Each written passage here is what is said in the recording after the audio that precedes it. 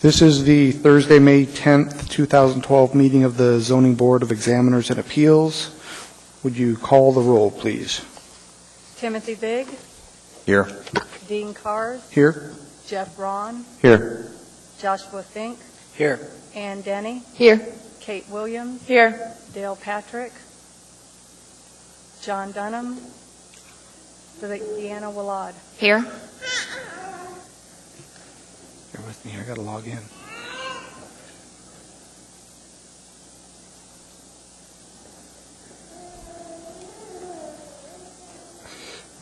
Moving on our agenda, we have, I believe we have no minutes to approve for this month, nor no minutes. Moves us on to special order of business disclosures. Are there any disclosures to announce this evening?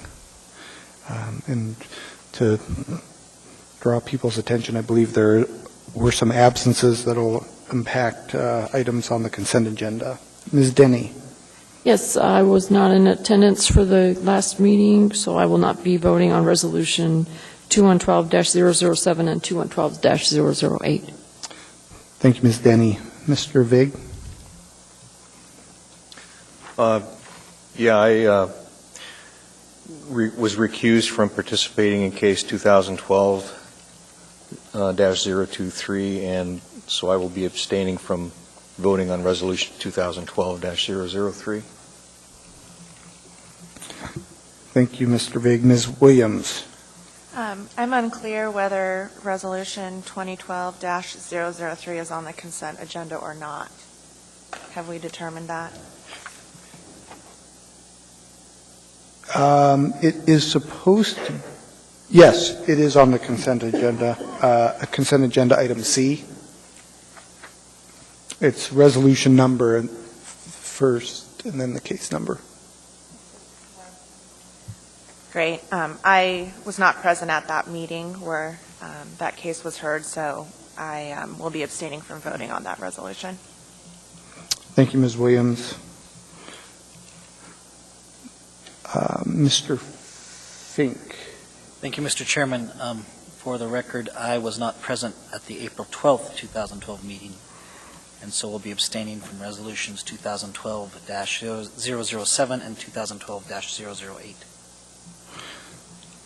Thank you, Mr. Fink. And I also was not present at the February 9th, 2012 meeting and will be abstaining from voting on resolution 2012-003. So by my math, that means that we do not have a quorum to vote on resolution number 2012-003. So after we have a motion to approve the consent agenda, I'd be entertaining a motion to take that case off. And we'll go through this. I didn't do a very good job of this last month. I'll see if I can do a better job this month of walking us through that. But are there any other disclosures this evening? Seeing none, that moves us on to the consent agenda. We have 3 resolutions for approval on the consent agenda. Has everyone had a chance to look at those? And I would entertain a motion to approve the consent agenda. Mr. Ron, you've indicated? That's correct. And Mr. Vig, you've seconded that. That's right. Thank you. Are there any items to be pulled, Mr. Ron? Yes, move to pull resolution number 2012-003 from the consent agenda. Thank you, Mr. Ron. Mr. Vig, would you second that? I will. Oh, it doesn't? Oh, okay. No motions needed. Okay, thank you, Mr. Ron. And the reason for pulling that is due to our lack of quorum? In addition to the lack of perhaps listening to Granicus, which may avoid a scenario next time around, yes. Thank you, Mr. Ron, and I will be bringing that up at the end of our meeting as well. Thank you. New chair, and I'll forget what to ask of people.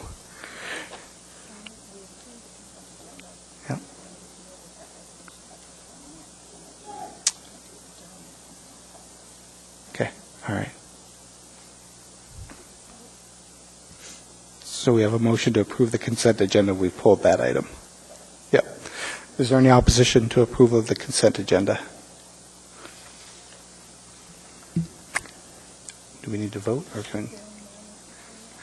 Hearing none, the consent agenda is approved.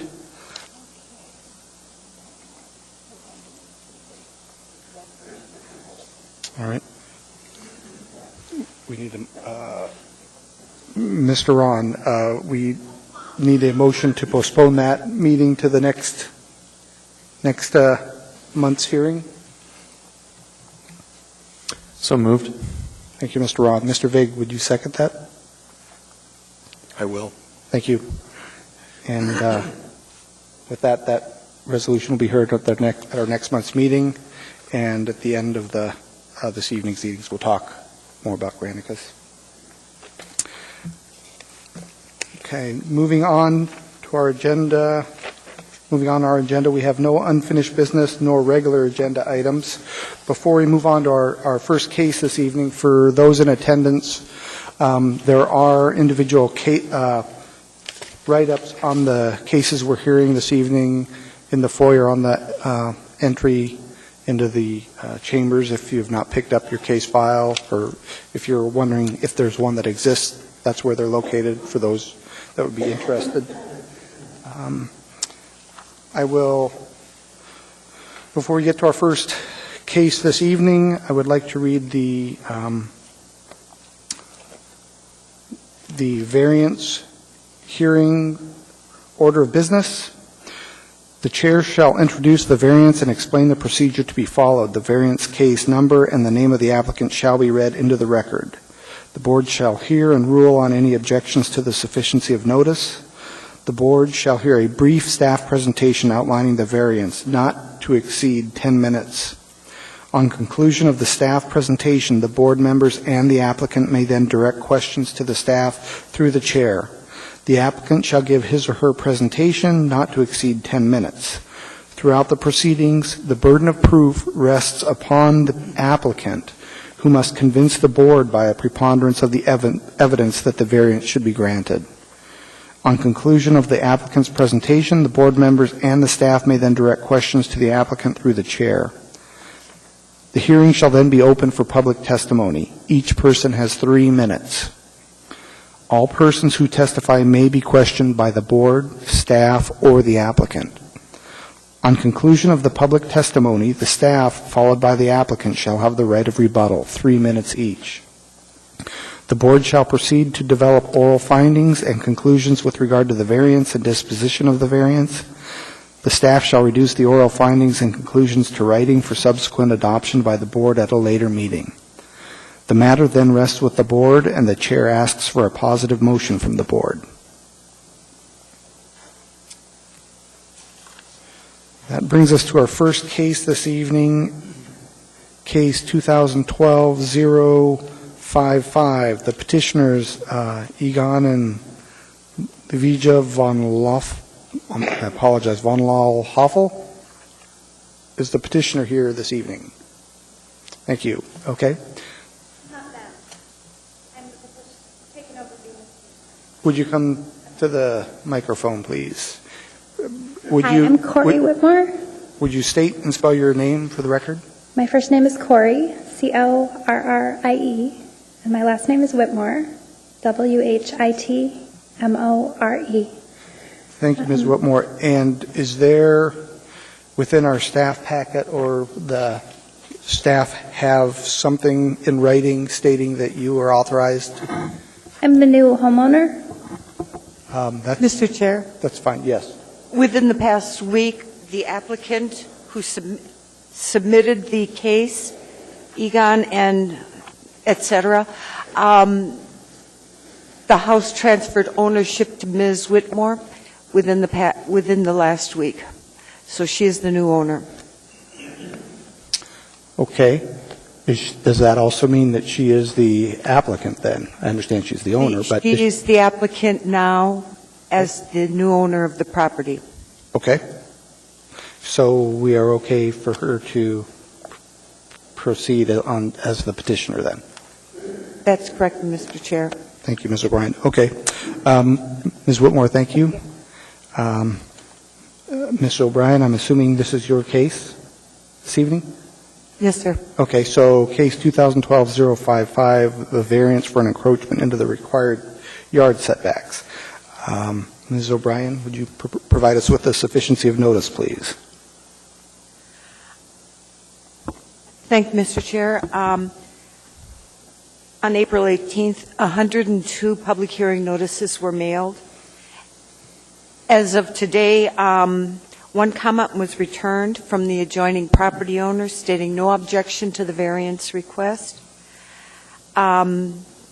This rider shares a common property boundary along into which the side yard has experiences the encroachment. There were no comments returned opposed, and none have been returned unclaimed. Thank you, Ms. O'Brien. Would you proceed with your presentation? Yes, Mr. Chair. As mentioned, this is a variance in the R1 zoning district to allow a garage to encroach 10.8 inches into the west 5-foot side yard setback. The petition site is Lot 1, Block 27, Rogers Park subdivision. The property is located south of 27th Avenue and north of Northern Lights Boulevard, between Glenwood Street on the east and Latouche Street on the west. The property is developed with a single-family residence. It was constructed in 1962. There is vehicular access from both West 27th and from the alley that is adjoining the south lot line. There is also a carport that is located on the property. It's in the northeast corner. Access to the carport is from West 27th Avenue. Variance request was not submitted to allow this carport to remain in its current location. I just want to add that I spoke with the former owner who submitted the application, and there must have been a miscommunication or misunderstanding. His application states that he was told he would not have to seek a variance for that carport. I did advise him at the counter that in order for that carport to remain, a variance would be required. I did ask the owner, do you want to submit a variance for the carport? And he said no. So there is no variance request for that carport, and it does not enjoy non-conforming rights. In reviewing this variance request, the lot itself is 50 by 140 feet. It is rectangular in shape. It's relatively level. It has no significant environmental features that would limit the developable ability to develop this lot. And it seems like the majority of lots in Rogers Park subdivision were platted with the same configuration and approximately the same dimensions, 50 feet wide by 140 feet long. So it does not appear that there are special circumstances that pertain to the development of this lot. And given the uniformity within Rogers Park, there are no features that are unique to this lot that would deny the applicant all the rights that are enjoyed by other lots in the same zoning district and in the surrounding neighborhood. In addressing Standard 3, it was a plot plan that was submitted with the application. The plot plan shows that there was every intention to provide a 5-foot side yard setback with this garage. It is a substantial construction. It's built on a concrete foundation, and it is larger in size in order to accommodate larger vehicles like pickup trucks, and also to provide turning and maneuvering space on the property. It is located at the rear of the property. And so Standard 3 may be partially met because every intention was to meet all the zoning requirements. However, it seems the encroachment was the result of a human error. The rest of the standards appear to be substantially met. Granting the variance will not affect the use of adjacent property. The garage is, excuse me, the garage is noted, is at the rear of the lot. It doesn't adjoin any dwelling units. It doesn't deny any adjoining property, light, and open space and air. So it does not allow a use that is not permitted within the R1 zoning district. Also, it should be noted that the one person that did respond is the most affected person by this encroachment. It is the neighbor that shares the petition site west property boundary, and they wrote in that they have no objection to this variance request. And so with that, it appears that conditions 4 through 7 are all substantially appear to be met. However, staff does not cannot find that the recommend approval for this variance request because some of the conditions do not appear to have been met. But if at the conclusion of the public hearing the board finds that all standards are substantially met and the variance is approved, there are 2 conditions of approval that are recommended are provided for the board's consideration.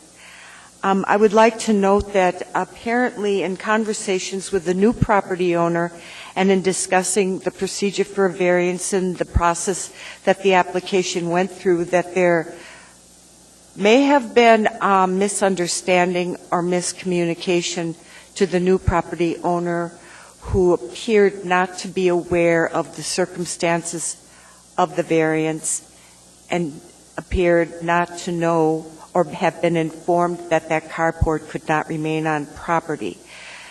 So this is a situation that unfortunately the new owner appears to have acquired with taking ownership of the property without possibly knowing all the facts regarding the property. Thank you, Mr. Chair. Thank you, Ms. O'Brien. I do have a couple questions then before any of the other board members ask them. The issue of the carport in the front, a variance is not even before this board this evening, correct? Mr. Chair, that is correct. The first condition that is provided for the board's consideration is to remove that carport or relocate it to a conforming location on the lot, or in the alternative, apply for a variance to the Zoning Board of Examiners and Appeals to allow that carport to remain in its current location. It is not on a permanent foundation. It's on sonotubes that just rest on the asphalt, unlike the garage, which is on a permanent foundation, is a substantial structure. Thank you, Mr. Chair.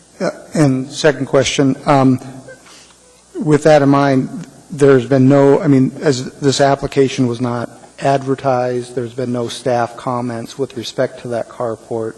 None of that has been addressed in any of the write-ups from any of the comments from municipal staff, correct? That is correct, Mr. Chair. Okay. And my last question for right now then, the petitioner does have the right to postpone this hearing if they want. What are the petitioner's alternatives then with respect to that carport? Would it be a separate hearing, or would we be better off postponing that if the petitioner so desired to have that heard? What's the petitioner's options? Mr. Chair, The staff did not realize that the new owner didn't know about fully aware of the carport. So if the request is that they would like to postpone to include that variance request, a postponement would be an option. If they were to submit another variance request, that would require another fee. If the new owner wishes to try to apply for a variance, it could be included in the original application fee. We would need the 7 standards, of course, to be addressed, but a postponement would be an option if that is the new owner's desire. Thank you, Ms. O'Brien. Are there any other questions from any of the board members? Mr. Ron. Thank you, Mr. Chair. I do have an additional question for Ms. Bryan or perhaps the new petitioner. Understand through verbal comment that the loan has closed, but has there been documentation that the title is recorded as well with the State's Recorder's Office? Is the transaction truly complete, and is in fact this the petitioner that we should be talking to?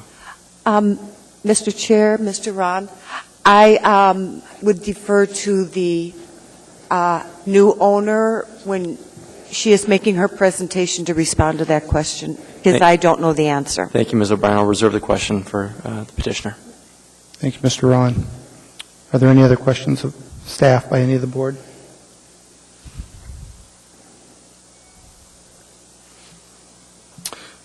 Seeing none, the applicant has come forward. Again, for the record, you are Ms. Corey Whitmore. Correct. And you understand the dialogue that we've had. First question, you have 10 minutes for your presentation. We have before us a variance request for the garage in the back of in the back of your lot. Sounds like the need for a variance for the carport in the front is news to you.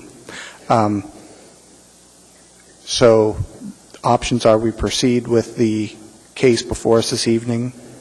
Are you comfortable with moving forward with that?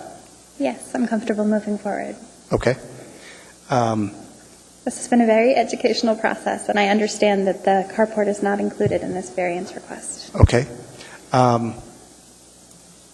With that, you have 10 minutes for your presentation. We must find that all 7 standards are met in order to grant a variance. So if you'll make sure that at a minimum you address the 7 standards and anything else you'd like to address within your 10-minute time frame. All right, thank you. Hello, my name is Corey Whitmore, and I'm the new owner of the house at 1450 East 27th. The sale was recorded on April 30th, so I've now owned it for almost 2 weeks. The former owners have moved to Tennessee, so they're not here tonight, although their names are on the petition.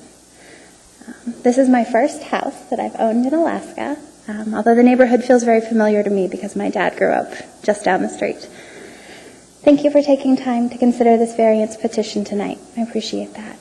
The structure in question is a solidly built 2-car garage on a concrete foundation. It was built in 2004 with intent to conform to municipal standards. The former owners followed the permitting process and used a licensed contractor, Paul Brandt of Homemakers Remodeling and Finishing. That the garage wound up in the variance was human error. I don't know how it happened, but mistakes were made. As far as I can tell, the contractor just got it wrong. He built the garage where he did, thinking it was outside the setback. No one was aware that the garage extended into the setback until I requested a new as-built survey. This means the garage was in the setback for 8 years before it was noticed, with no ill effects. I've spoken with several neighbors who have no objection to the variance being granted because it does not adversely affect use of their adjacent properties. Mary Elaine Hams, who's the neighbor most affected, wrote a letter to the municipality and commented using the online system, stating that she has no objections to the approval of the variance. I had hoped she would attend this meeting tonight to tell you that herself, but she's out of town until Monday. The garage is solidly built and on a concrete foundation. Moving or rebuilding it would be a time-consuming and very expensive hardship for me, the new property owner. Granting the variance does not affect the use of adjacent property, change the character of the neighborhood, or adversely affect the health, safety, and welfare of the people of the municipality of Anchorage. It will make possible a reasonable use of my new property, and I hope you'll grant this variance. Thank you. Thank you, Ms. Whitmore. That concludes your presentation? That concludes my presentation. I know you all have the packet that has photos and the layout of the property and the garage, so I don't want to be repetitive. I know your time is very valuable. Thank you, Ms. Whitmore. Are there any questions of the applicant by the board? Ms. Denny? In the application for a variance, it states that the buyers have made the variance a contingency of the purchase. So if this does not pass, will you be getting your money back? That was originally true. And there were a series of factors that played into a decision to make it not contingent on that and close the deal sooner. So I'm the owner of record, and I will not be getting my money back. This is a problem that I now own, unfortunately.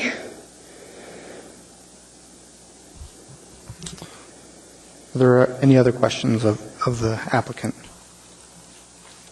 Mr. Ron? Thank you. Through the chair, Ms. Whitmore, in the packet there's some description about the size of the garage accommodating larger vehicles. Can you speak to that and also maybe speak to the quality of access from the alley, anything that may relate to the position of the garage in its current location? Mm-hmm. The garage sits on the property with the door facing east. So you don't pull straight from the alley into the garage. You actually pull, you have to turn right onto the property and then left into the garage. So you can do your maneuvering on the property rather than blocking traffic in the alley, which is somewhat narrow. I think because it's sitting, rather than having its doors on the alley side, its doors are facing sort of 90 degrees from that. I think that's why it has one large door, even though it's a two-car garage, which I think it's a fairly standard size of 20 by 24.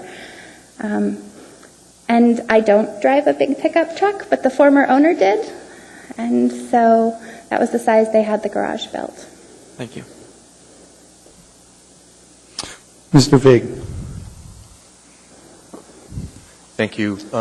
Ms. Whitmore, I realized that you weren't the person who prepared the application, but of course we have to find that the 7 standards are met, and are there physical circumstances about the lot that pertain to standard number 1 that maybe you could elaborate on in the couple of weeks that you've owned the property that you're aware of that might help us understand some of the physical constraints associated with it? To my awareness, there are no streams, wetlands, or slopes, and the physical circumstance at this point is that I believe the garage was placed 5 feet from where they thought the edge of the property was at the time that it was built. And now that we have a better understanding of where those lines are, it's in the variance. So the property is relatively level and is of a uniform size and shape, as Ms. O'Brien told us. And I think they, because of that, misunderstood where the property lines were. Although I thought they did have a survey, as-built survey done at the time they applied for the permit. Thank you. And does the alley on the south side of your property then extend between is it Redwood on the west and Glenwood Street on the east? It runs from Glenwood behind the block, so it parallels Northern Lights from Glenwood down about 6 houses past my new house, past the Rogers Park Elementary School overpass, and then it actually curves back out to touch 27th. It doesn't come in. If it went straight, it would run into Latouche, and that's a divided street right there, so instead it curves around a house and comes in and meets, I think it is Maplewood, sort of nose to nose. So it transforms from an alley to almost a regular city street then?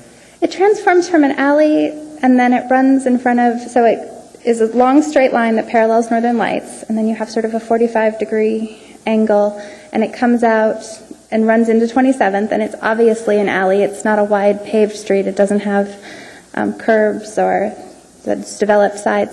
But where it comes out onto 27th, there is a street across from it. Okay. So it's still possible to go straight there. Okay, thanks. Are there any other questions of the applicant by the board? Any at all? Does staff have any questions of the applicant? No, Mr. Chair. Thank you, Ms. O'Brien. Ms. Whitmore, if you will have a seat, we will open the hearing up for public testimony. Thank you. Thank you. Is there anyone from the public wishing to testify on this case? Anyone at all? Seeing no one, the public hearing is closed. Does staff have any rebuttal? No, Mr. Chair. Does the applicant, there was no public testimony to rebut, but Ms. Whitmore has indicated she has no rebuttal. With that, the matter rests with the board. And could I please have a positive motion in this case?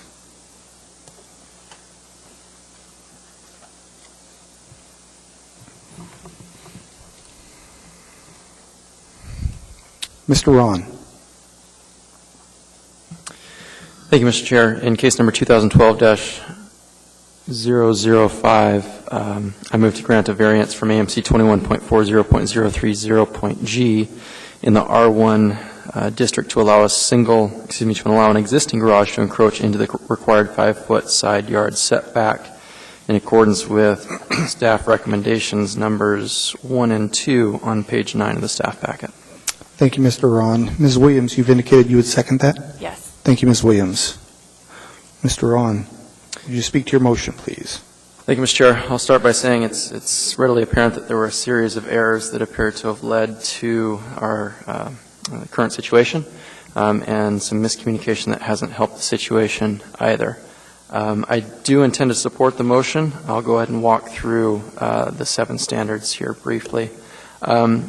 Regarding standard 1, of course, that being a sticking point, I asked the question about the impact the alley has in relation to the way the garage is situated, and think that the location of that existing garage, it was placed as close to that side yard setback as possible to enable maneuvering. I think that is beneficial to the alleyway and neighbors, and think the existence of the alley and the fact that there's no houses on the other side of the alley are all mitigating factors, not to mention the fact that it may be slightly unique and that there's only a limited number of properties on this block that only have a single alley of sorts with no houses on the other side, but just a large right-of-way for Northern Lights. So I find that standard 1 is at least partially met, if not met.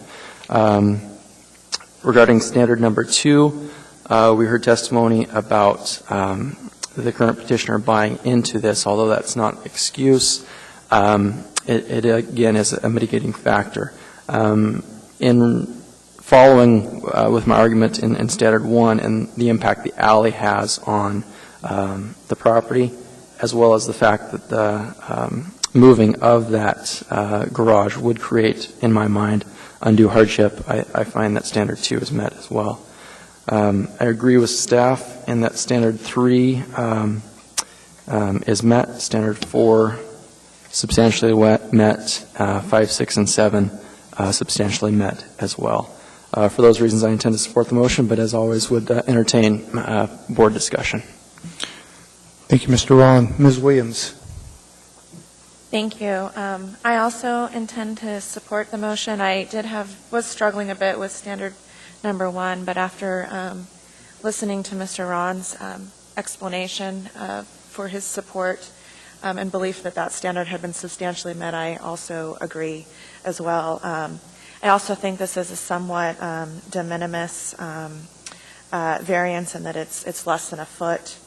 And again, it appears that there are no objections from any of the neighboring properties, and in fact, explicit non-objection from the most affected adjacent property owner. And given that this is a foundation structure, I think requiring the property owner to move it, particularly when there's no safety violations, and in fact the placement might help traffic in the alleyway, that this is a minimum variance request. So for those reasons, I also, and the reasons explained by staff for standards 3, 4, 5, 6, and 7, I also intend to support the motion. Thank you, Ms. Williams. Are there any other comments from any of the board members?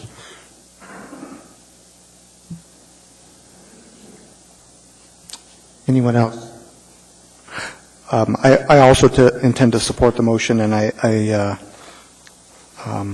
concur with staff's comments, and I appreciate and concur with the comments made by Mr. Ron and Ms. Williams, specifically regarding the driveway location with respect to the alley and the de minimis nature of it. And those were my reasons for finding that standards 1 and 3 are also met as well. So I intend to support the motion. If there are no other comments, please vote.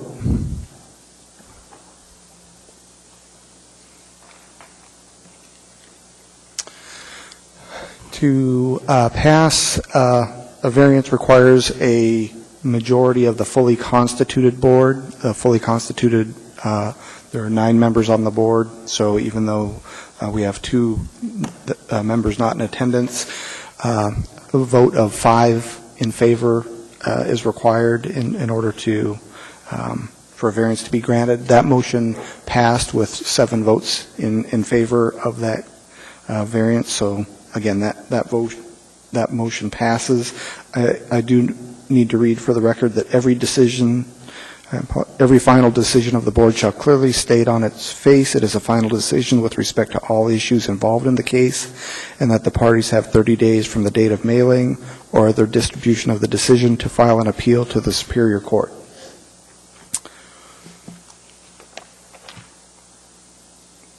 That brings us to our next case this evening, case 2012-053. The petitioner is Kenneth Embley, the representative Lisa Johnson. Petitioner representative here. Indicated yes. Could staff provide us with the sufficiency of notice, please? Thank you, Mr. Chair. On April 18th, 153 public hearing notices were mailed. 2 public comments have been received opposing the variance, and laid on the table was a comment from the Turnagain Community Council supporting the variance. Thank you. Ms. Iverson? Yes. Could you proceed with your presentation, please? Thank you, Mr. Chair. This is a request for a variance from AMC 2145-080C to allow less off-street parking than is required by code for a rooming house located at 2910 West 31st Avenue. The subject site is currently operated as the Alaska Youth Hostel and serves international students, travelers, and other short-term visitors. The site is zoned R2M and is surrounded by single-family, multifamily, and mobile home residential uses.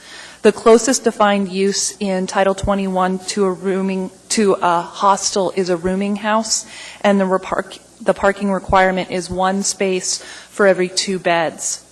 The rooming house, a rooming house is a conditional use in the R2M district and is limited to 8 guest rooms. In 1995, the site obtained a conditional use permit to operate an 8-room, 20-guest rooming house, and the required parking was approved at 10 spaces. The site currently has 7 off-street parking spaces. Last summer, a code enforcement complaint was filed regarding the property, and as a result, it was discovered that the property was breaching the conditional use approval and hosting up to 50 guests. Currently, the applicant is in the process of obtaining a conditional use permit and a change of use permit. The applicant is seeking a conditional use for up to 58 guests based on the maximum occupancy determined by the health code and review of the building per health code. Based on this maximum occupancy and the 7 existing spaces, the applicant is seeking a parking variance to reduce the parking ratio to 1 space per 9 guest beds. As I stated, the actual guest occupancy will be determined next month at the Planning and Zoning Commission during the conditional use review. Because there's sort of 2 things going on. One, what's the required parking? And the other issue being what's going to be the approved number of occupants. It is my recommendation that the ZEBA board approve a ratio that we can then apply when the Planning and Zoning Commission approves the number of occupants. I don't know that the Planning and Zoning Commission will approve up 58 guests. They may approve a lower number. So I suggest tonight we focus on a ratio-based approval. Also, during that conditional use review, the full site plan will be reviewed for conformity to AMC, including the parking lot configuration, lighting, and landscaping. So with a parking variance, there are only 2 standards that the board needs to find to be met. The first is that the variance for the number of parking spaces shall be granted on the basis of a demonstrated need for parking. The intent of this standard is that the applicant can demonstrate the amount of parking required by current code is in excess of what is actually required to serve the existing use. We find that this standard is not met as proposed by the applicant, but we have offered an alternative solution. The applicant submitted a parking study that documented the parking demand during last summer when the site was being operated as a rooming house with 6 to 47 guests. The study was conducted as directed by the traffic engineer, and the parking study counted the number of parking spaces being used on a daily and hourly basis. Through that study, the applicant feels they've demonstrated that a 1 to 9 guest bed ratio would be adequate, and the planning division and traffic engineer disagree with this conclusion. The highest rate of parking space consumption occurred on August 28th through the 31st, when there were between 12 and 16 guests. The parking consumption during this time was 1 space per 4 to 5 guests. And based on that, we feel like a ratio of 1 space for every 4 guest beds would be a more appropriate ratio to approve. So that is decrease from the required 1 space per 2 beds that is required by code. And if they got approval of the 58 beds at the Planning and Zoning Commission, it would require 15 parking spaces. The second standard that the board must find is that spillover parking onto other properties will be avoided. And the intent of this standard is that if standard 1 turns out to be incorrect and additional on-site parking is needed, that the applicant can demonstrate that there is area on the site that can be paved, striped, and dedicated to permanent parking. And as demonstrated in the application, they have an additional site plan that shows that the spillover parking can be accommodated. They have a large area of grass parking and of grassed area that could be turned into parking. So the planning department recommends approval of a parking variance to reduce the required parking for a rooming house to 1 parking space per 4 guest beds, subject to conditions 1 through 4 on page 6 of the staff report. Thank you, Ms. Iverson. Are there any questions of staff by the board?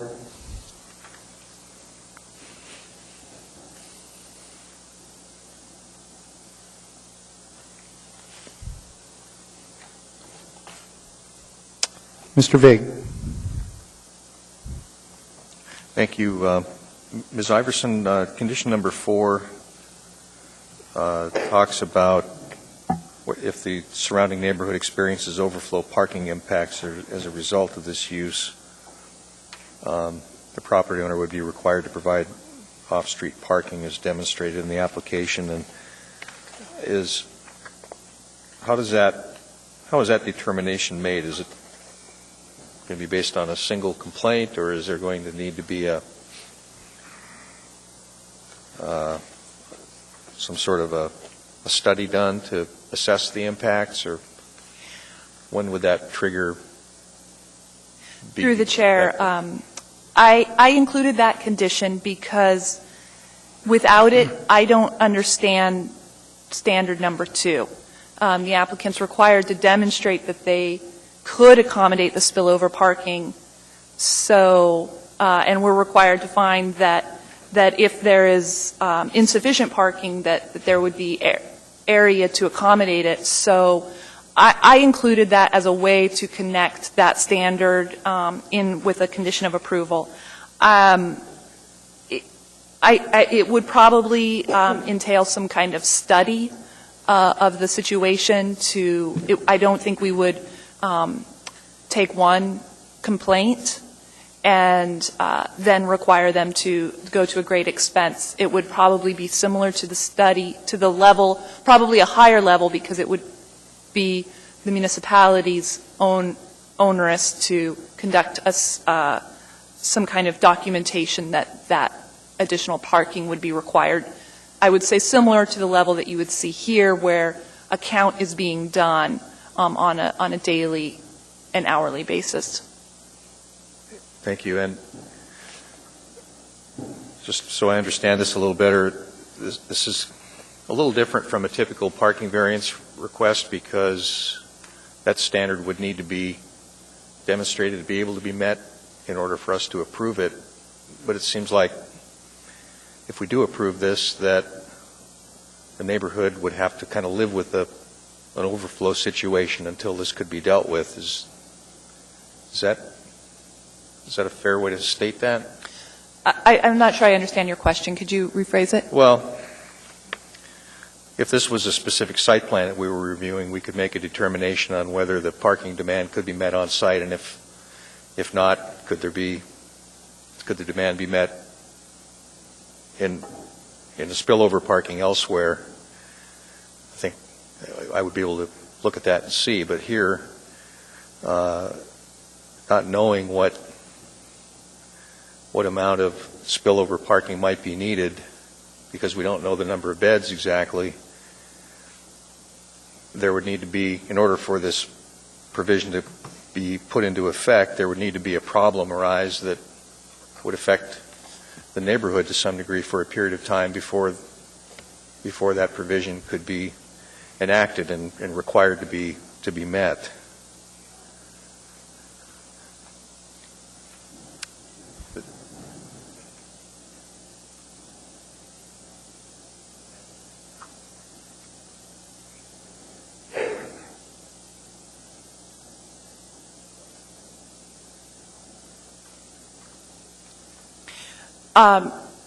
Through the chair, Mr. Big, it's common practice that we would have a variance approved prior to the conditional use being approved. I think it's somewhat, maybe slightly different, because this variance, the total number of parking is directly related to that occupancy that will be determined by the conditional use. So there's sort of two things that are contingent on each other being approved in subsequent meetings.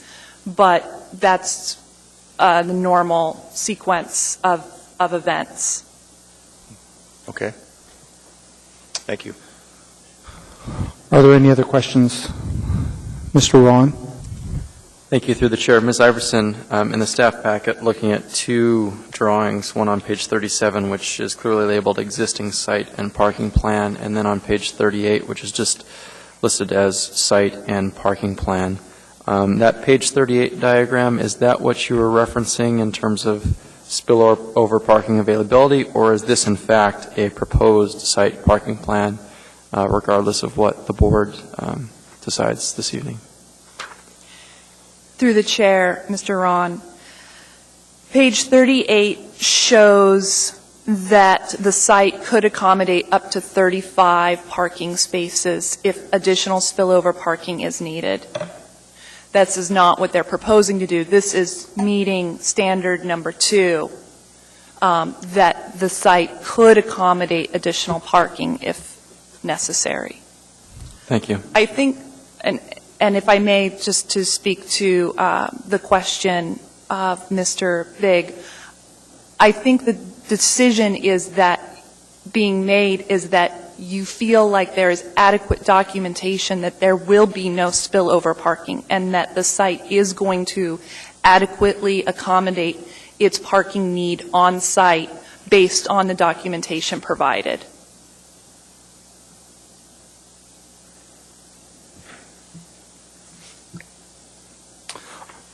Are there any other questions of staff? Seeing none, could the applicant or representative come forward, please?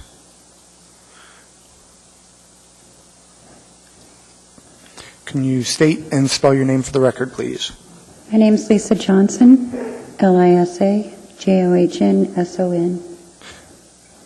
Thank you, Ms. Johnson, and you have 10 minutes for your presentation. And again, we must find that the 2 standards are met to grant a variance. Okay.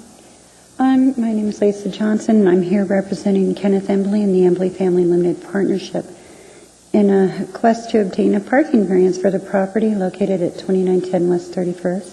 Ms. Johnson, excuse me, could you speak into the microphone, please? Oh, okay. Thank you.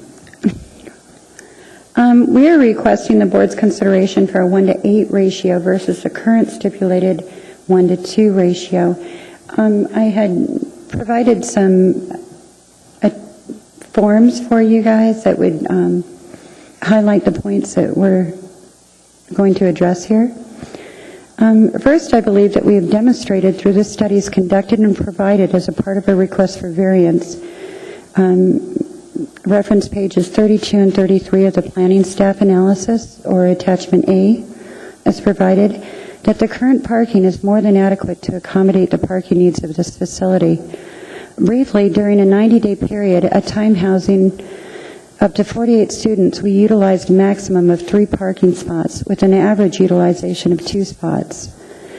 Further investigation of similar facilities in the Anchorage area shows that the average hostel provides 1 parking spot for every 10 to 12 guests. Our request for a 1-to-8 ratio is substantially lower than this average. Please see attachment B. As you can see, page 3 of the planning staff analysis, or attachment C, the property has adequate space to easily accommodate any possible spillover parking and snow storage in the tennis court area located directly behind the current parking space. We have met with both the Turnagain Council and surrounding neighbors adjacent to this property. The one neighbor has voiced concerns relative to on-street parking. The neighbors are supportive of the hostel and do not advocate for additional parking. Currently, 17 properties border or directly face the expansive lawns and foliage of this property. Installation of an additional parking would destroy the aesthetic view currently enjoyed by those properties and the adjoining neighborhood. Please see page 2 of the planning staff analysis, or attachment D. In addition to the loss of the aesthetic value of the property, the installation of a large parking area would produce unnecessary environmental impacts related to the excessive impervious surface area. Impervious surfaces are an environmental concern because with their construction, a chain of events is initiated that can modify urban air and water resources. Please see attachment E, or environmental effects on impervious surfaces. Though my next point is not directly related to the variance, I believe it is important that this board and the community understand that this property is zoned to accommodate 24 units, be it condominiums or apartments. The construction of these units would directly impact the neighborhood traffic flow and congestion. As we have previously stated, the operation of the hostel will affect neither while preserving a memorable quality of the neighborhood. Costs, also not a concern of the municipality, is a concern of the owner and should be a factor in the decision to continue the operations of this facility. The installation of a 30-space parking lot could cost up towards to $50,000. We would appreciate your support on the variance to accommodate the 1-to-8 ratios, allowing us to advance without further changes to the property. But if the board feels that the evidence that has been provided that we should increase the parking area, we would then request that any additional spaces be held to as low as possible.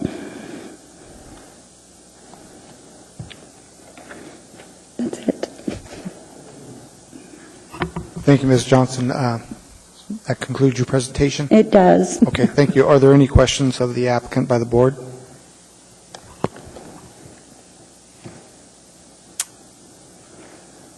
Mr. Ron?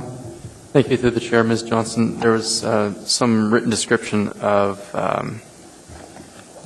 public transit being utilized to access the property. Where's the property in relation to the closest bus stop?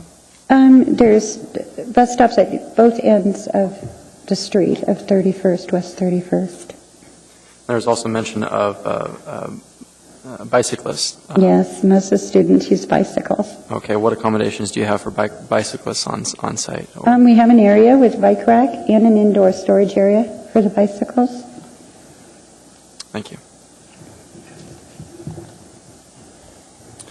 Thank you. Are there other questions of the applicant?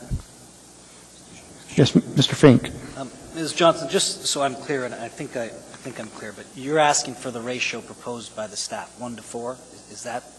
We're asking for 1-to-8, but if we have to do 1-to-4, then we'll do 1-to-4, and we could extend it to a 15-space parking lot. That wouldn't be as detrimental or devastating to the property as putting a 30-space parking lot on that. That property's, right now it has a park-like effect. It's over 1 acre, 1.5 acres, I think is what it is. So it's a pretty nice view when you're, living around this area. Even coming down the street, you're coming down and it does give like a park-like view. So I'd hate to see that destroyed with adding a huge parking lot to where we have grass and trees and foliage. Yes, Mr. Fink. Thank you, Mr. Chairman. And in addition to being a residential or a rooming house, are there social functions there? I mean, are there parties or events where you would have? Oh, no. No, it's just a rooming house, and it's utilized mainly only during the summer months. The time frame runs, I believe, July through September. Thank you. Are there any other questions of the board? Does staff have any questions of the applicant? I do. Yes, Ms. Ivers. I just wanted to clarify, you mentioned that you were seeking a 1-to-8 ratio, and I just want...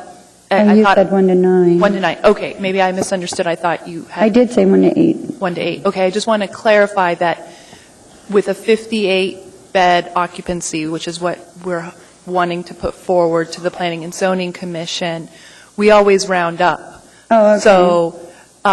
it was 2, so I went down. 7, it was 56, 58. Okay. Right. So if you the desire is to have only 7 parking spaces, and so that would mean a 1-to-9 parking ratio. A 1-to-8 would have a 7.2, and we would kick it up to 8 parking spaces. Okay, I understand what you're saying. So your request is for a 1 to 9 is what.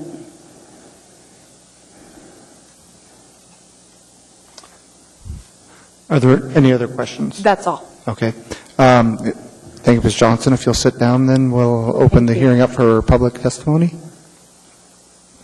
Is there anyone from the public wishing to testify?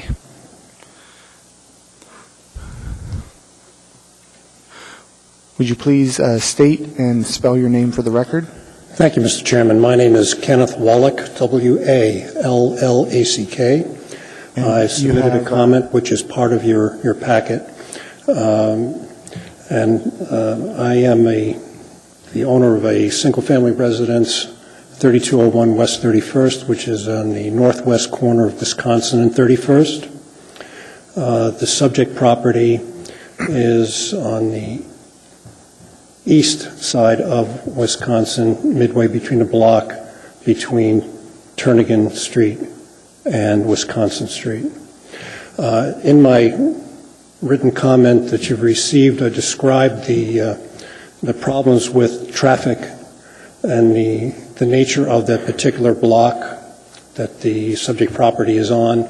It's a narrow right-of-way, and because of the nature of the fourplexes and single-family homes and on that block, there is little room for on-street parking because of the positioning of driveways, etc.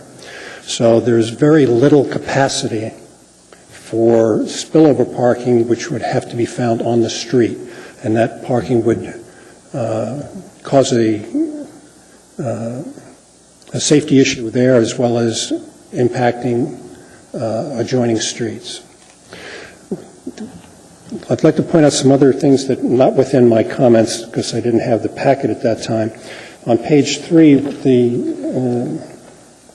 where the site plan of the existing, I have some familiarity with the property.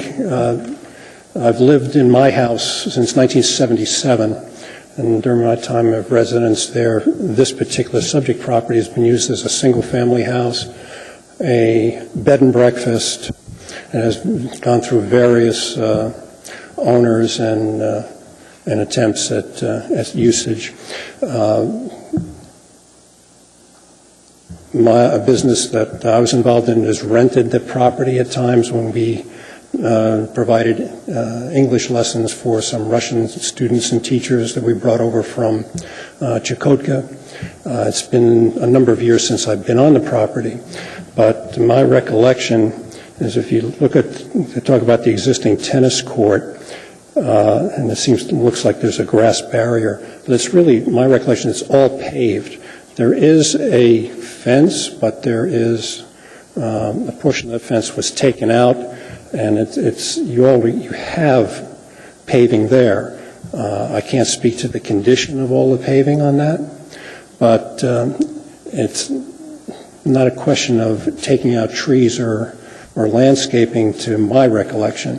The trees and a lot of the grass are really on the other side of the structure. Please summarize, Mr. Wallach. Your 3 minutes are up. I don't see nothing wrong with the existing code of 2 parking spaces for a potential 58-bed. The owners will want to upscale this. You're going to have a potential for a lot more cars. And the problem that, and Mr. Viggs spoke to this. If I might ask indulgence, because I want to speak to Mr. Viggs' thing. You had 3 minutes. Very quickly. The condition number 4 is going to shift the burden. Right now the burden is on the applicant to show cause. If the condition 4 is granted as part of your decision, where if there's problems in the future, then the burden is no longer on the property owner. The burden is going to be either on the municipality or on the neighborhood and residents to come in and try to impose higher parking. Thank you, Mr. Wallach. Thank you very much for your time. There may be questions of the board. Mr. Ron, did you have any questions? Sure, Mr. Chair. Thank you. Mr. Wallach, do you have documentation of parking being an issue on the street at this particular property? Well, I've described what the street looks like and the positioning there. I'm sure the staff has familiarity with that. No, I've not provided pictures or anything of that nature, but I believe I have accurately described the situation there. And staff can speak to what the right-of-way is on the width of the road. It's certainly shorter. On that particular part of West 31st, it's wider on my side of Wisconsin. Thank you. Are there any other questions? Yes, Mr. Fink. Thank you, Mr. Chair. Mr. Wallach, have you experienced specific problems where there's been congested parking or too much parking that you've been able to relate to that property? No, I have not. But we haven't seen a situation where, particularly if this property is approved for 58-bed rooming house, and notwithstanding Mrs. Iverson's speaking of what the usual situation is, putting out a kind of an arbitrary ratio and then trying to figure out how many beds later, the cart-horse situation may work in other circumstances. It seems kind of awkward in this one. But if you have approval for a 58-bed rooming house, there's no limitation that it's going to continue to be a hostel of kind of, itinerant backpackers coming through. It could be a situation where you have a much more permanent residence using that as a rooming house, having their own vehicular transportation, and then you're going to have a problem. So I think if you approve this for a rooming house, I think you have to anticipate what the potential number of cars could be. And that's what the code was designed for, at that 2-to-1 ratio.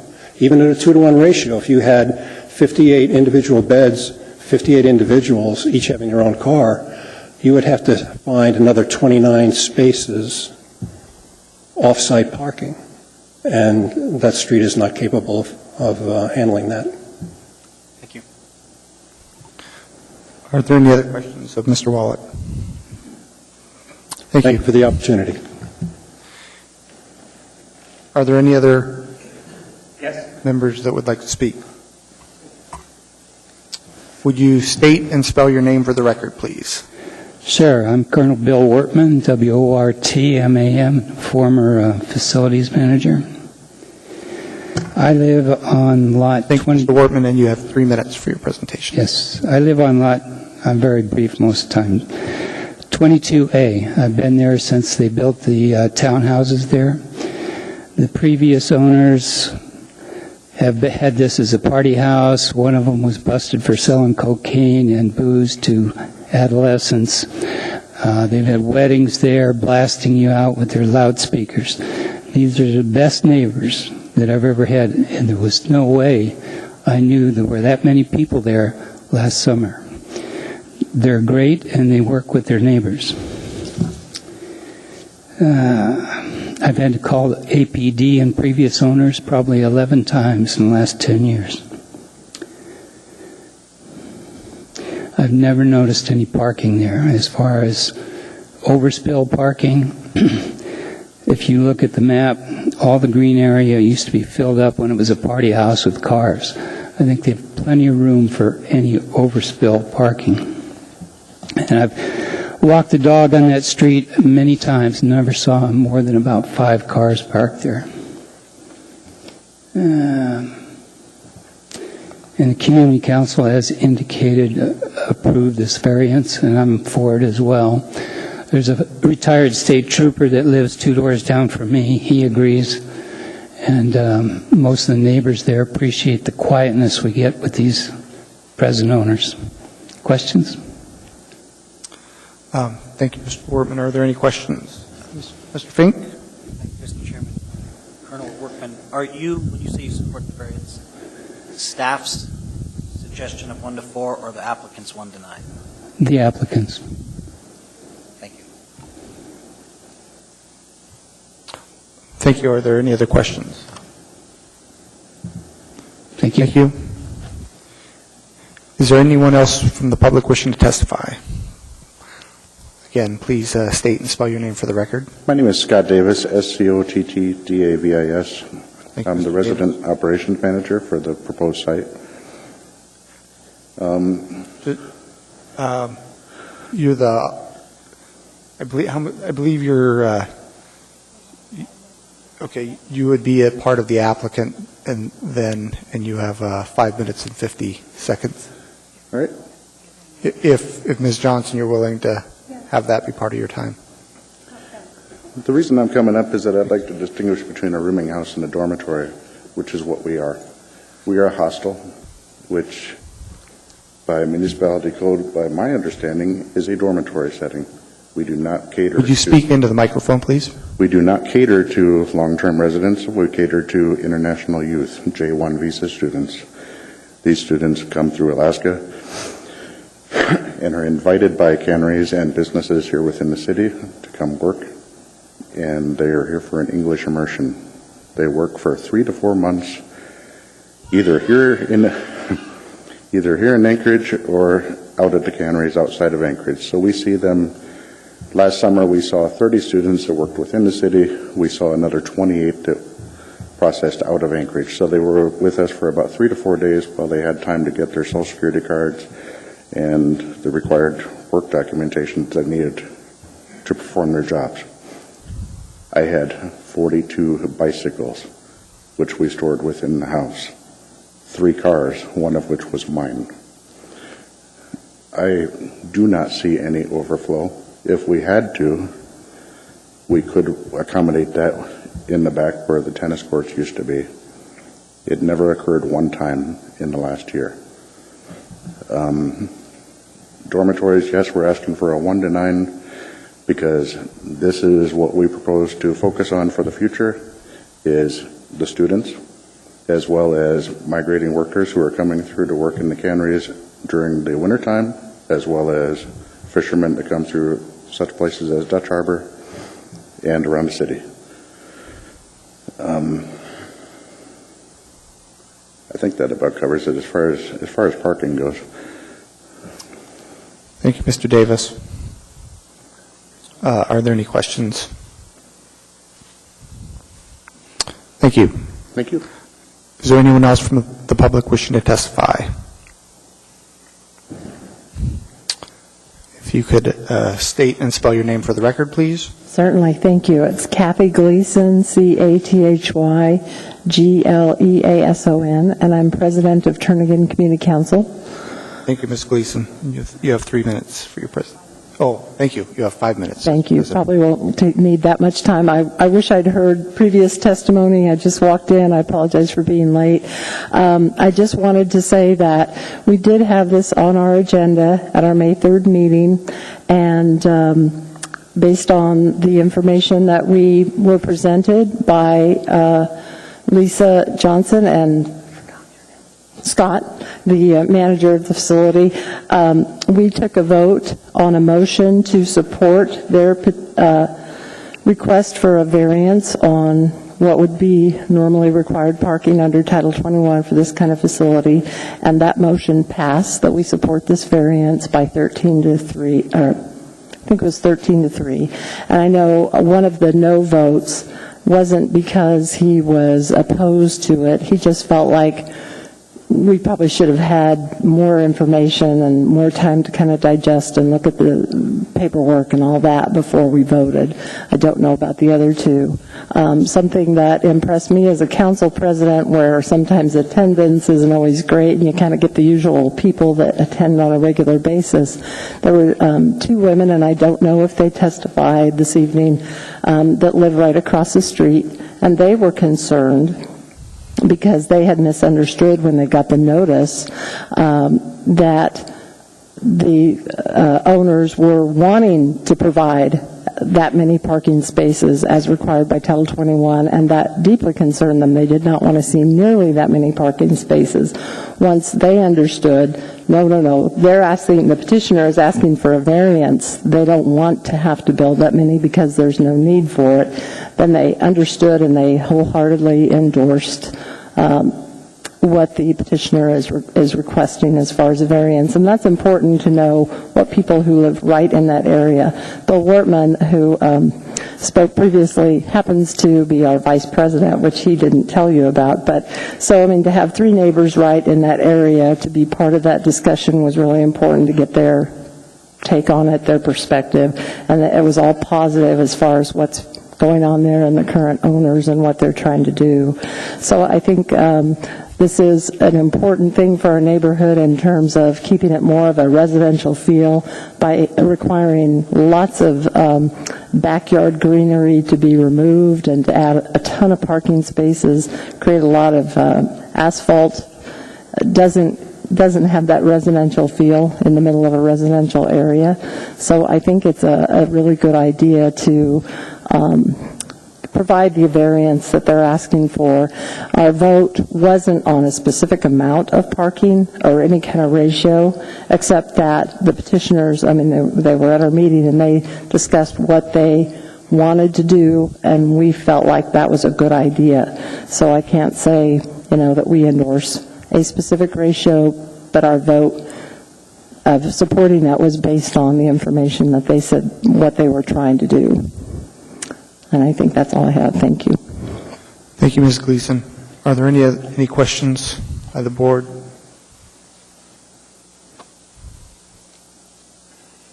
Thank you. Thank you. Ms. Gleason, I do have one I want to give anyone a chance to ask. Just so you're aware that the applicant has requested a 1-to-9 ratio. Staff in their packet has recommended support of a 1-to-4 ratio. Okay. But per your last statement, your community council didn't indicate a vote in favor of one or the other, just in support of the presentation by the applicant that evening. Yeah, certainly the sentiment was the fewer parking places, the better, if there's no need for them. Thank you. Mm-hmm. Is there anyone else from the public wishing to testify? Anyone at all? Seeing no one, the public hearing is closed. Does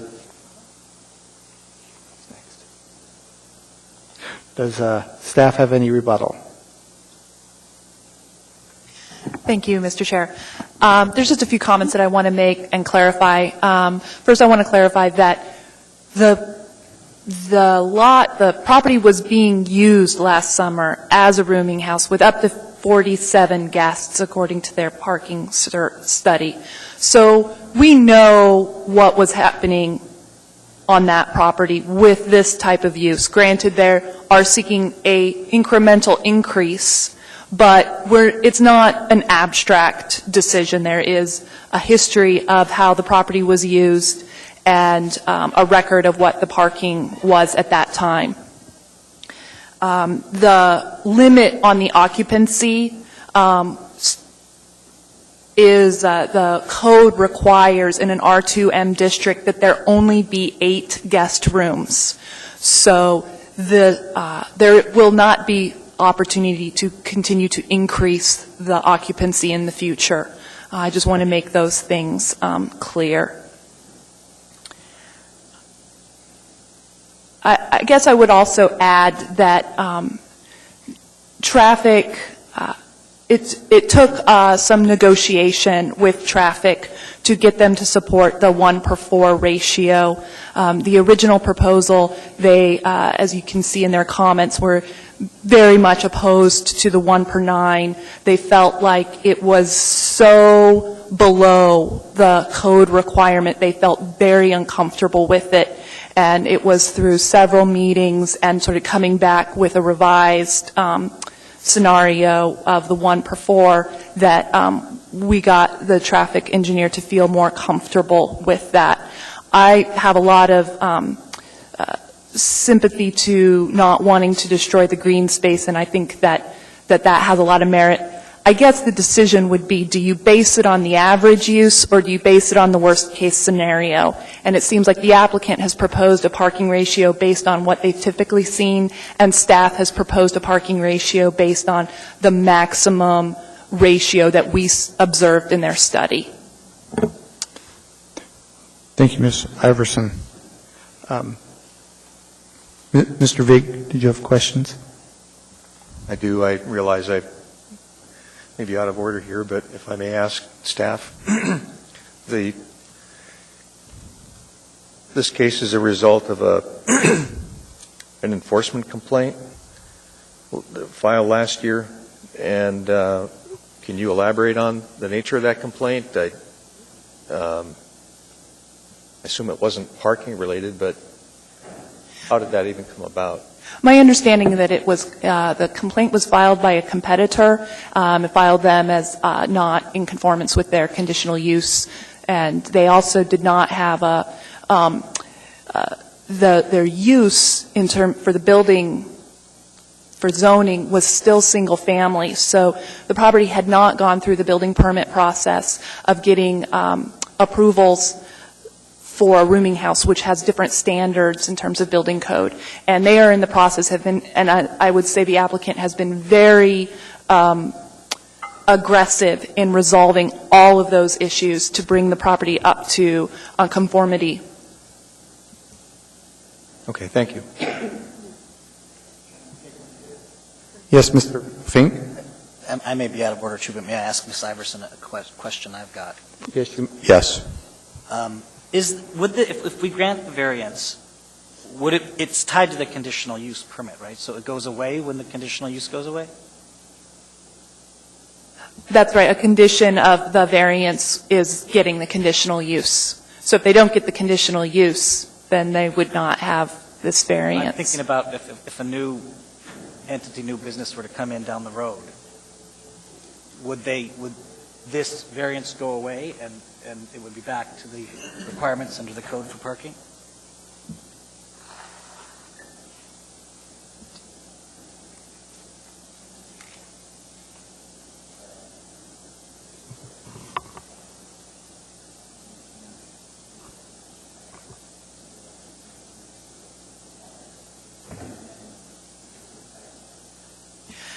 The conditional use will run with the property, so a change of ownership would not necessarily trigger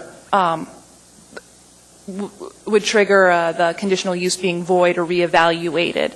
That can be a condition that you include with this variance request.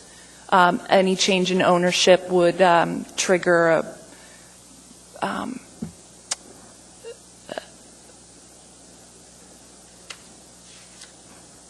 would require them to come back and get a second variance. As long as the property continues to be used as a rooming house, this variance would run with the property.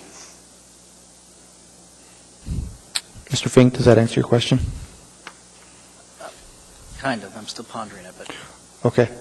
Are there any other questions? Oh, I'm sorry. Applicant rebuttal. You have 4 minutes of rebuttal time.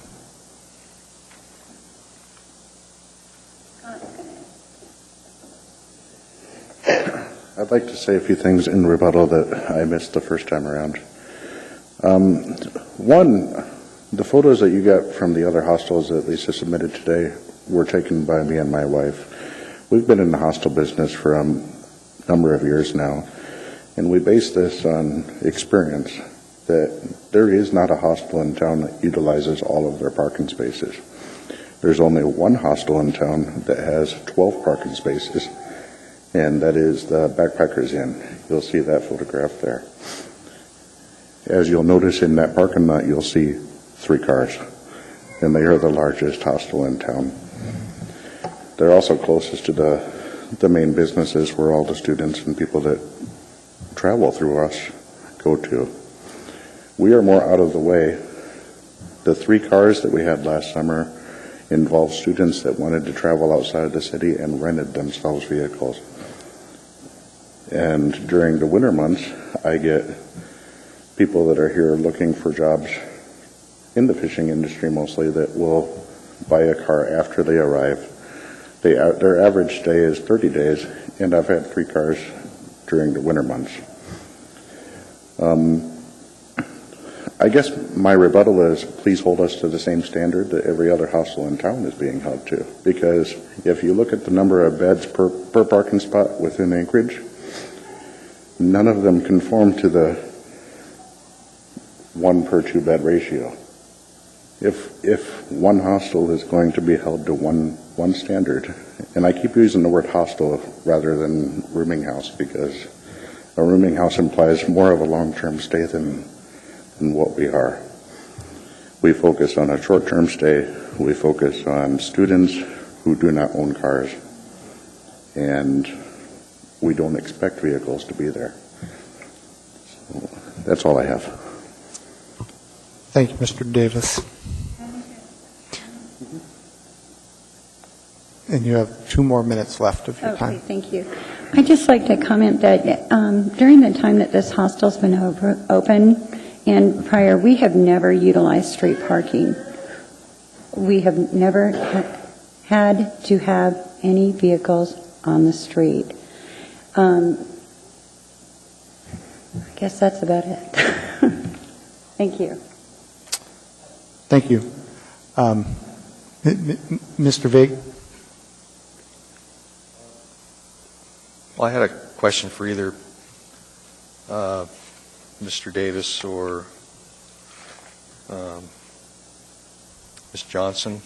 In the packet you provided, I see photos of a number of different rooming houses or hostels. Is there one of your particular property in here? So we show photos of the street, yes. You'll see... Can you direct me to what page that's on? You didn't? I'm sorry. I thought they were submitted. No, they're not. Okay, thank you. Mr. Fink? I'm trying to get a better sense of, is it dormitory, how this is set up, is it dormitory type rooms? I mean, you've got rooms with bunks? Okay. They are their bunk beds. How many guest rooms? How many?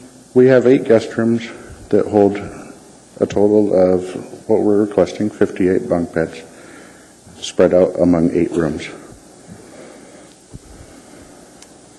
Which is really why I want to stress that it's short-term, because nobody likes sharing a room with somebody or that many people for a long period of time. They know what they're getting into. This is brief as possible. At least speaking for myself, I wouldn't want a room with a lot of people for a long time, so I'm not going to bring my vehicle and my life with me. I'm just there as briefly as possible.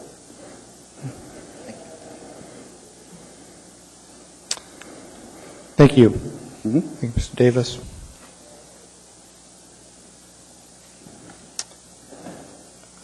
With that, the matter rests. Ms. Iverson, you had one more comment? Yes, I just want to clarify that the Title 21, the classification is rooming house, boarding houses, lodging houses, and dormitories. So that one category that talks about the 1 per 2 includes rooming houses and dormitories.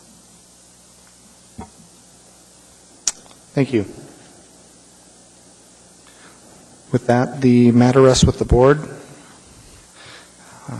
Could I please have a positive motion from a board member with respect to this case?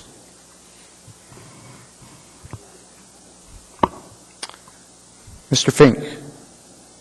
Thank you, Mr. Chairman. I would move that we approve a variance from AMC 2145-080 to allow fewer than the required number of parking spaces for a rooming house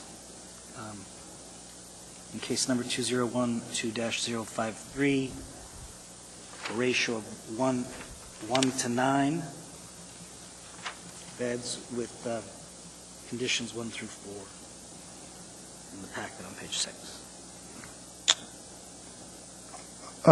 Could you, again, on page 6 of the staff packet, conditions 1 through 4? Yes, Mr. Chairman. Chairman. Thank you, Mr. Fink. Ms. Denny, I'm sorry, Mr. Fink, did you have something? I need to make an amendment to my motion, just to adjust my motion. It's condition number 2 says 1 parking space for 4 guest beds. I'd strike 4 and put 9. Thank you, Mr. Fink. Ms. Denny, you've indicated you would second that motion? Yes, I do. Thank you, Ms. Denny. Mr. Fink, would you care to speak to your motion, please? Thank you, Mr. Chairman. This is kind of a tough one for me, but I believe based on the testimony and the experience there this past year, condition number 1 is met. The variance of the number of parking spaces, the variance meets the demonstrated need for parking. Again, based on the testimony and the past history and their own traffic study, I believe that standard is met. With regard to standard 2, the spillover parking on other properties will be avoided for the same reasons. I believe that standard is met. And with condition number 4, if the surrounding neighborhood experiences overflow as determined by land use enforcement and traffic engineering, the owner will have to provide off-street parking. So I believe those are met, and I guess this one, the green space, for me also factors in. I believe the standards are met. I don't want to put in extra parking that's not used and that takes down green space and takes down the open space and the aesthetic of that area. So I'm going to support my motion. Thank you, Mr. Fink. Ms. Denny. Yes, I agree with Mr. Fink. I'm semi-familiar with this piece of property, having formerly lived in that neighborhood. We used to call it the Purple Mansion. It's very interesting. It has quite a colorful history. There is adequate parking, overflow parking on the property. There is the semi-abandoned tennis court in the back part of the property that I don't think anyone ever uses anymore. That would probably just be work fine as overflow parking, but I do believe that there are adequate parking spaces and areas within the property to negate any spillover parking onto public spaces on West 31st. Thank you, Ms. Denny. Are there any other comments from any of the board members? May I make a point of order? I'm sorry. I just want to make sure that it's clear to the commission that you can only vote on this once. And so if this motion were to fail, you would not be able to make a second motion at the 1 per 4. So it might be a suggestion that everybody comment on it and you get a sense. Thank you, Ms. Iverson. Are there other comments from any of the board members? Mr. Ron. Thank you, Mr. Chair. I'll go ahead and start the discussion. Mr. Fink, thank you for making the motion. I am sympathetic to the green space as well. However, I do have a little bit of difficulty in supporting a motion at the 1-to-9 ratio. Traffic's analysis of 1 to 4 to me weighs more heavily in my decision than in retaining what little green space there may or may not be between the current parking and that tennis court. I'd like to open it up for additional board discussion, of course, but am leaning towards something more like the 1 to 4 ratio that the department recommends. Thank you, Mr. Ron. Are there other comments from board members? Mr. Vig. Thank you, Mr. Chairman. I agree with Mr. Ron, and I think that the ratio of 1 to 4 is more appropriate here, and given the fact that the tennis court exists adjacent to the existing parking, it seems that it could be configured to potentially function as parking without impacting the green space, whatever it may be, fairly easily, and I support that as opposed to creating a situation that may negatively impact the neighborhood that could create a problem for them. Thank you. Thank you, Mr. Vig, and perhaps as this dialogue continues, there'd be a request for an amendment to their motion. But are there other comments from any other board members? And I also concur with Mr. Ron and Mr. Vig, Mr. Fink. I do support a reduction. It's the magnitude of it. I would hate to see this variance not pass at some level. And we have heard testimony this evening that the street is narrow, that if there is a need, I would rather err on the side of the burden for parking being placed on this lot in the event the parking is necessary, as opposed to forcing any additional parking on what are narrow streets. So I would be in support of the 1 to 4 as opposed to the 1 to 9, and would entertain positive vote in that manner.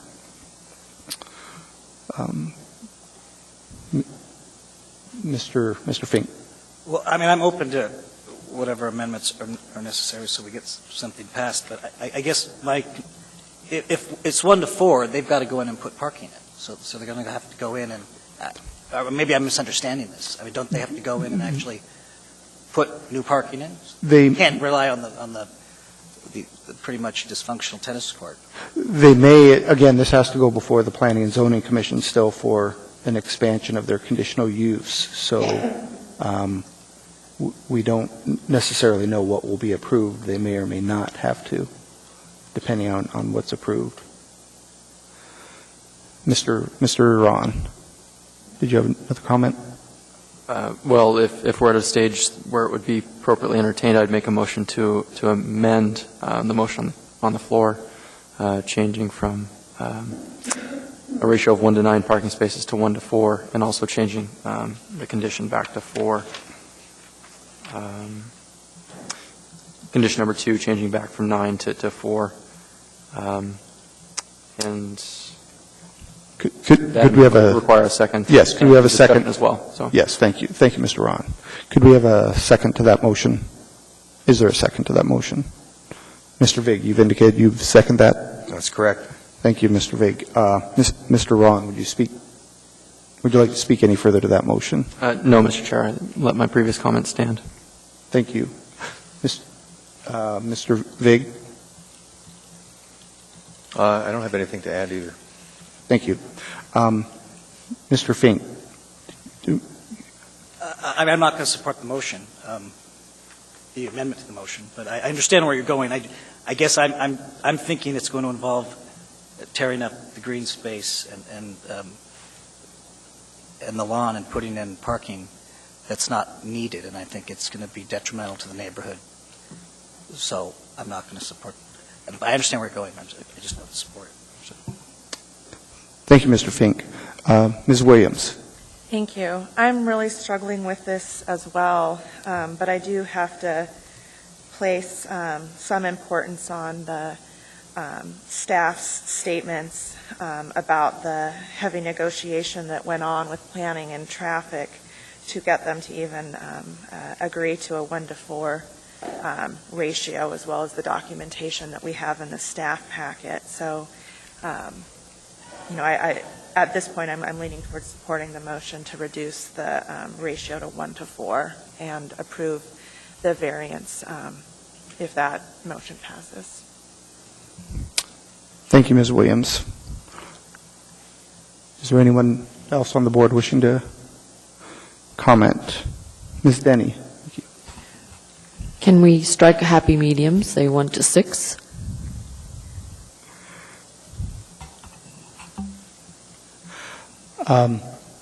Any other conversation? I guess my opinion is I concur with Mrs. Williams' comment that this is something that I defer more to traffic and planning on than striking a median. My personal opinion, but I'm open to any other conversations that anyone may have.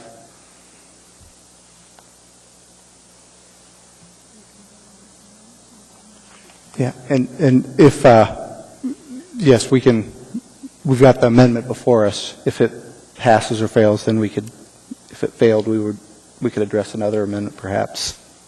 Mr. Ron, you would indicate there's no comment.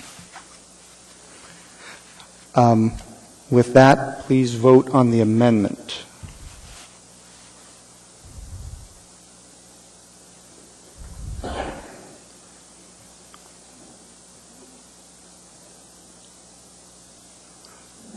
That amendment passes by a vote of 5 to 2, with the 2 absent.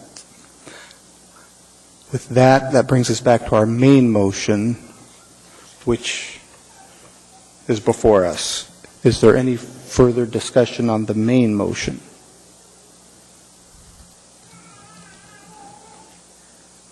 Mr. Fink, did you indicate you had, you didn't show up on the queue, but, Okay.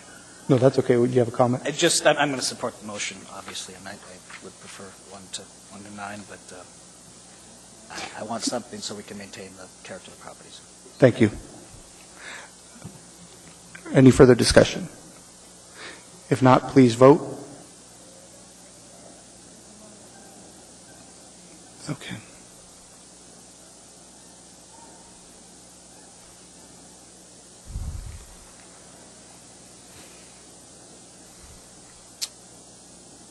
That motion passes by a vote of 6 to 1. Again, for the record, every decision of the board shall clearly state on its face it is a final decision with respect to all issues involved in the case, and that the parties have 30 days from the date of mailing or other distribution of the decision to file an appeal to the Superior Court. How is everyone doing? Do we need a 5-minute break? How about we'll take a 5-minute break and then be back to hear our next case.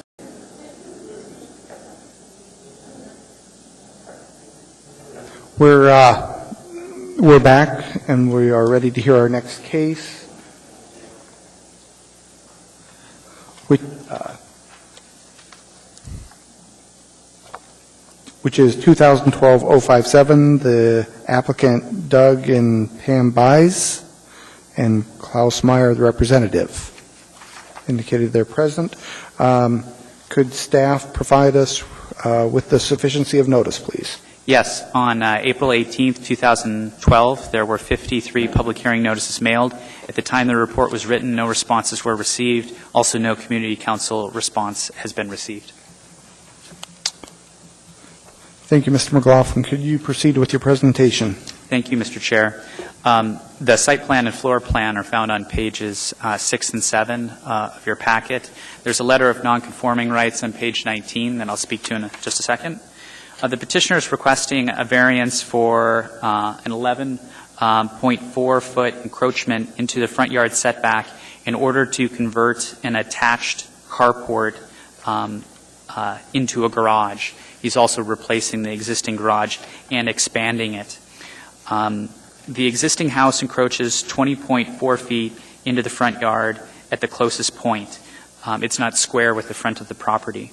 The garage and attached carport encroach 11.4 feet into the front yard setback. The house and garage and carport are legally non-conforming structures because they were built prior to current zoning. In regards to Standard 1 is partially met. There are no streams, wetlands, or slope affecting this property. However, the house, garage, and carport were built prior to current zoning and therefore are legally non-conforming structures. The private well is located in the northwest corner of the lot. The on-site septic system is located in the middle of the lot. This is a 2-acre lot. Standard number 2 is partially met. 2-car garages are a common right of enjoyment in the neighborhood. The minimum lot area in the R6 district is 54,450 square feet, including half the abutting right-of-way. Can be used to meet that minimum lot area. The property contains 99,006 square feet, including half the abutting right-of-way. The house is located in the northwest corner of the property, and the existing garage and carport are on the west side of the house. The petitioner could replace the carport with a garage while still meeting the 50-foot setback. That is to say that if the garage and carport had to be torn down, they could be rebuilt sort of further back in their same location, but they would have to be further back, 11 feet back in order to meet the front yard setback requirement. So it wouldn't be flush with the house anymore, but it could be done. Standard number 3 is partially met. The house, garage, and carport have non-conforming rights because they were built prior to current zoning. The proposed garage can be constructed without the need for a variance, and therefore the hardship is self-imposed. Standard number 4 is met. Standard number 5 is met. Standard number 6 is met. Standard number 7 is partially met. There are conforming alternatives for a new garage on the property. To deny the variance would not deprive the petitioner of the ability to have a permitted structure. The department finds that standards 1, 2, 3, and 7 do not appear to be substantially met and recommends denial of the variance. If the board decides that all 7 standards are substantially met, then the approval should be subject to conditions 1 and 2 on page 4 and 5 of the packet. Thank you. Thank you, Mr. McLaughlin. I do have a few questions. This is a hard case for me to follow. Could we turn to page 6 of the staff packet, please? Yeah. Do you have it? Yes. The area identified as carport, that's existing, correct? That's the existing carport? Yes. Yes. Okay. So even though that's not, so the 29.6 on the right-hand, let me get my bearing, northeast corner of the house, we aren't dealing with that setback issue for the house. It's the carport, and then there's a hatch that says proposed addition. That's exactly right. So the carport and the hatched area are the areas that we're dealing with for this variance request. That's exactly right. What's labeled as wood-framed one-story house, and I do believe that there's like a daylight basement or some below-grade part of the house as well. But that hard, that heavy black line that says wood-framed one-story house and carport, that all exists and has is legally non-conforming, so it has the right to be there.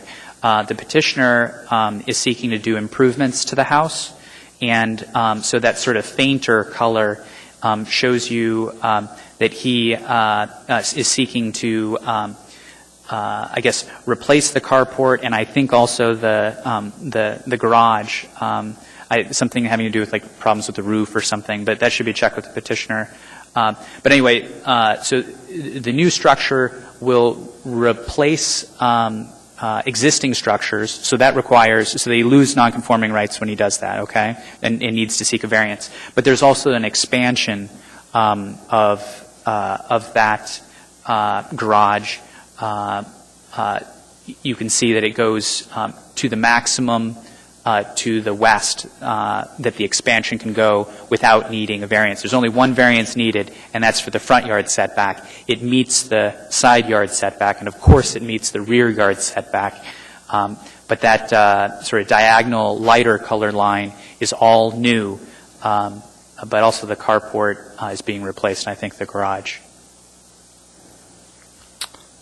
Thank you. Are there other questions of staff by the board?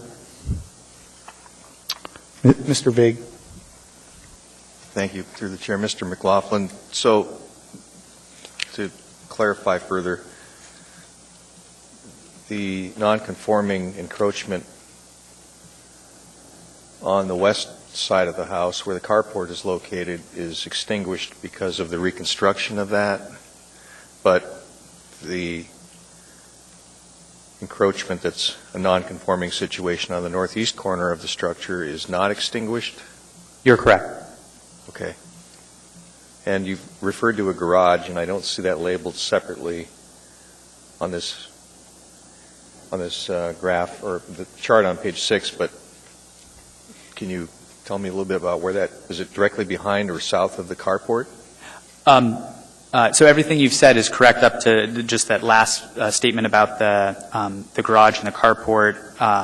If you look at the floor plan on page 7, you can see it's sort of hard to read, but near, if you look, you should be able to read where it says garage, and then where it says shop. Yeah.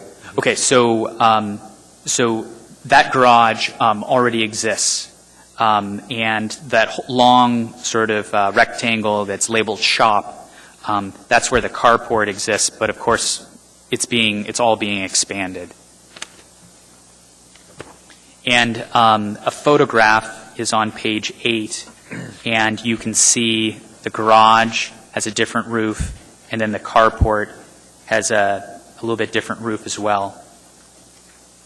Okay, thank you. Mr. Ron? Thank you, Mr. Chair.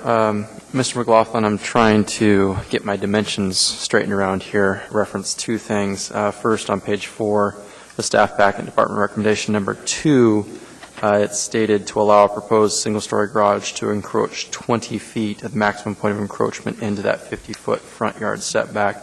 And then flipping over to the plot plan on page 6, or the as-built survey rather, see that dimension, the northwest corner of the proposed addition, what I assume to be out to the property line of 38.5 feet. So are you proposing then to give an additional 10 feet of leeway per the department recommendation, or am I measuring wrong again? You've found through the chair, you found an error in the staff, what staff's written. It shouldn't say 11 feet at the maximum point, or it shouldn't say 20 feet at the maximum point. It should say 11.4. Thank you. Careful, Mr. Ron. I'm going to start calling you an engineer if you're not careful. Only if I get a stamp. Are there any other questions of staff?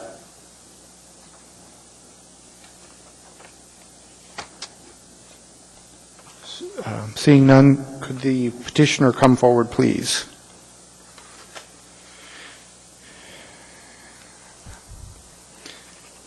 And can you state and spell your name for the record? My name is Klaus Meyer. It's Klausmayer, and I'm representing Doug and Pam Boyce. Thank you, Mr. Meyer. You have 10 minutes for your presentation. Thanks. Basically, I think the question here is to say the building was built in 1976 before the current zoning was in place. And that's the outline with the heavy line that Mr. McLaughlin mentioned. The house exists, and the owner now wants to make upgrades to the structures. And where the garage and the carport is located at this point, there's several structural issues. And we also, with this expansion, want to address the utilities that are in that location as well. And so on page 7, you can see that we're proposing to reorganize the house. Basically, we're moving the existing garage 10 feet off that one jog that you can see in the site plan. And then from the new entry, we just have a double garage there, and that's why we're asking for the additional 14 feet towards the west that we would like to encroach into the required new front setback now. And for us, the question is the physical limitations of the property. We basically have to work with the existing structure, and we want to make it safer and bring it up to code, and so our reorganization would do that with the existing house. And on the side, we do have on the west northwest corner, the slope actually goes down towards the back of the lot. So if we were to push the garage further back, we would have to bring in additional fill and change the landscaping there. And we want to pretty much work with the existing foundations of the garage and the carport, and therefore we think it's most efficient to build on the existing structure that we have there. The foundation there seems to be in good order.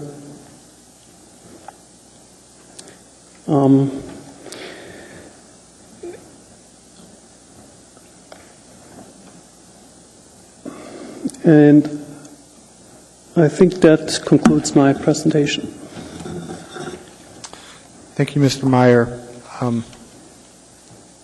I have one question. You had just mentioned we have to find, again, that all 7 standards are met, and the first one is with regard to the exceptional or extraordinary physical circumstances. You'd indicated that there was some topographic difference across the lot. How much, what kind of relief or difference are we talking about, would you estimate? The front of the house is a one-story house, and in the back of the house, in the area where you can see the 25 feet jog back on the southeast, that portion has a basement, and that's almost a daylight basement, not quite. So I would say there's about 8-foot difference from the front to the back.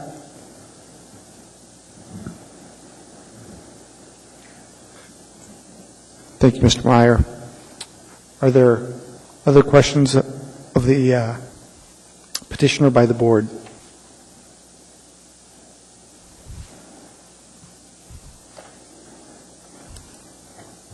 Any other questions? Mr. Ron?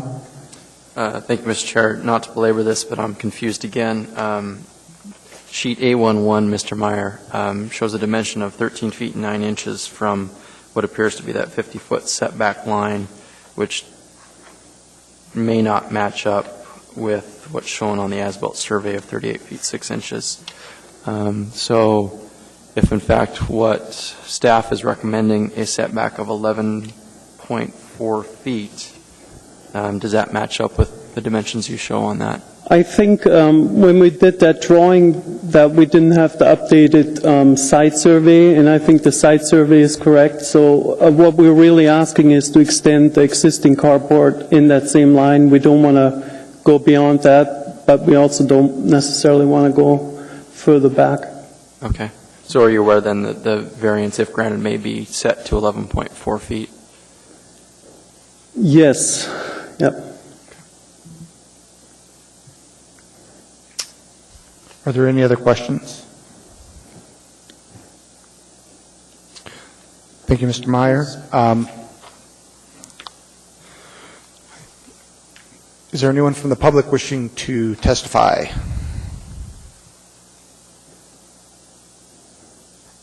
Anyone at all? Seeing no one, the public hearing is closed. Does staff have any rebuttal? No, Mr. Chair. Thank you, Mr. McLaughlin. Does the applicant have any rebuttal? Mr. Myers indicated he does not. With that, the matter rests with the board. And again, could I have a positive motion, please?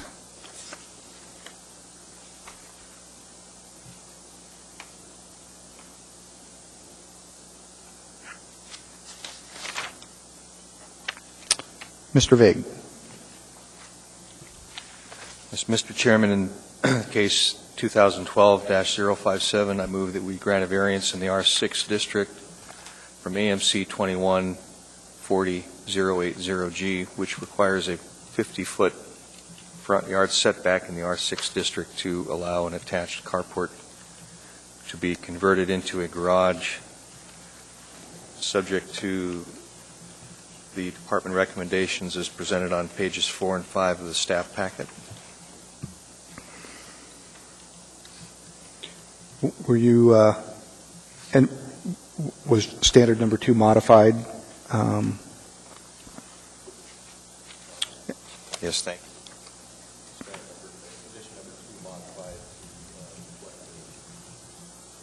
I think your microphone needs to be turned on. I'm sorry. Standard number 2 modified to reflect an encroachment of 11.4 feet. Thank you, Mr. Vig. Ms. Williams, you've indicated you'd second that? Yes. Thank you, Ms. Williams. Mr. Vig, would you speak to your motion, please? Thank you, Mr. Chairman. I find it with standard number 1 that that there are exceptional physical circumstances with regard to the slope. I think the applicant elaborated on some of that with regard to the slope, particularly at the northwest corner of the site, and that it impacts the ability to construct the proposed improvements without an encroachment at that location, and the presence of other features already on the lot with the drain field and septic tank and other items as noted on the site plan. So I believe that that standard is met. Standard number 2, strict application of the code would create an undue or exceptional hardship on the property owner. I believe that given the fact that two-car garages are a common right of enjoyment in the neighborhood, that due to the slope, there would be an undue hardship placed on the property owner. And so I believe that that standard is met as well. I agree with, on standard number 3, hardship is not self-imposed. I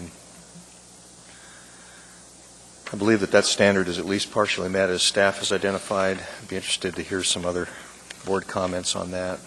I concur with staff's findings on standard number 4 that the variance will not adversely affect the use of adjacent property. Standard number 5, agree that the variance, if granted, would not change the character of the zoning district. So I believe that's met. And standard number 6 as well, it will not, granting the variance will not adversely affect the health, safety, and welfare of the people of the municipality. And standard number 7, that it's the minimum variance that will make possible a reasonable use of the land. I believe that that's substantially met. So I intend to support the motion to grant the variance.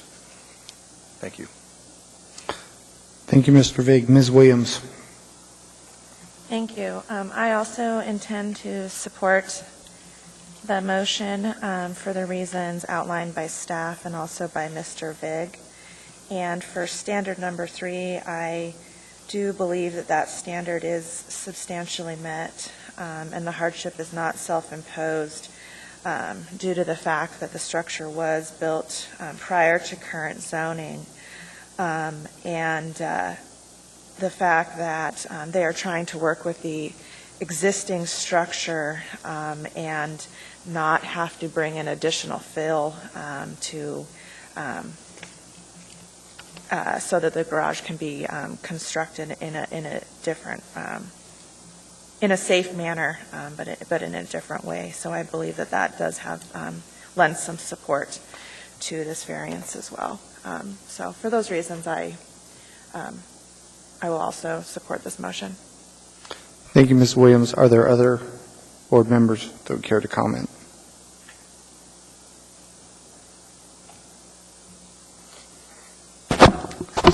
Excuse me. I also intend to support the motion for the same finding that I concur with staff's evaluation, as well as the comments of Mr. Vig and Ms. Williams. I concur with that. One last reason that I find that standard 3 is also met is that the impact of granting this variance, or the encroachment for this garage and addition, is still less of an impact than the existing grandfathered encroachment of the house. So it's less of there's less of an encroachment than over what is already there. So I also intend to support the motion. Are there any other comments? If not, please vote.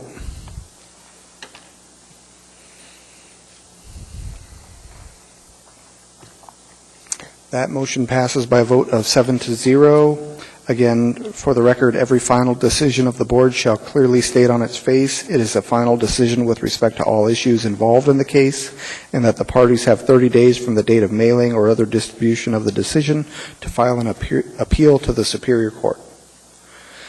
That brings us to case 2002-054. Is the applicant representative here? She's indicated she's present. Mr. McLaughlin, I'm guessing that this is your case. Yes, it is. Could you provide us with the sufficiency of notice, please? On April 18th, 2012, there were 54 public hearing notices mailed. As of this writing, 2 responses were received, which were in opposition to the granting of the variances. Late comments were received from the Community Council in support of the granting of the variance. Thank you. Could you proceed with your presentation?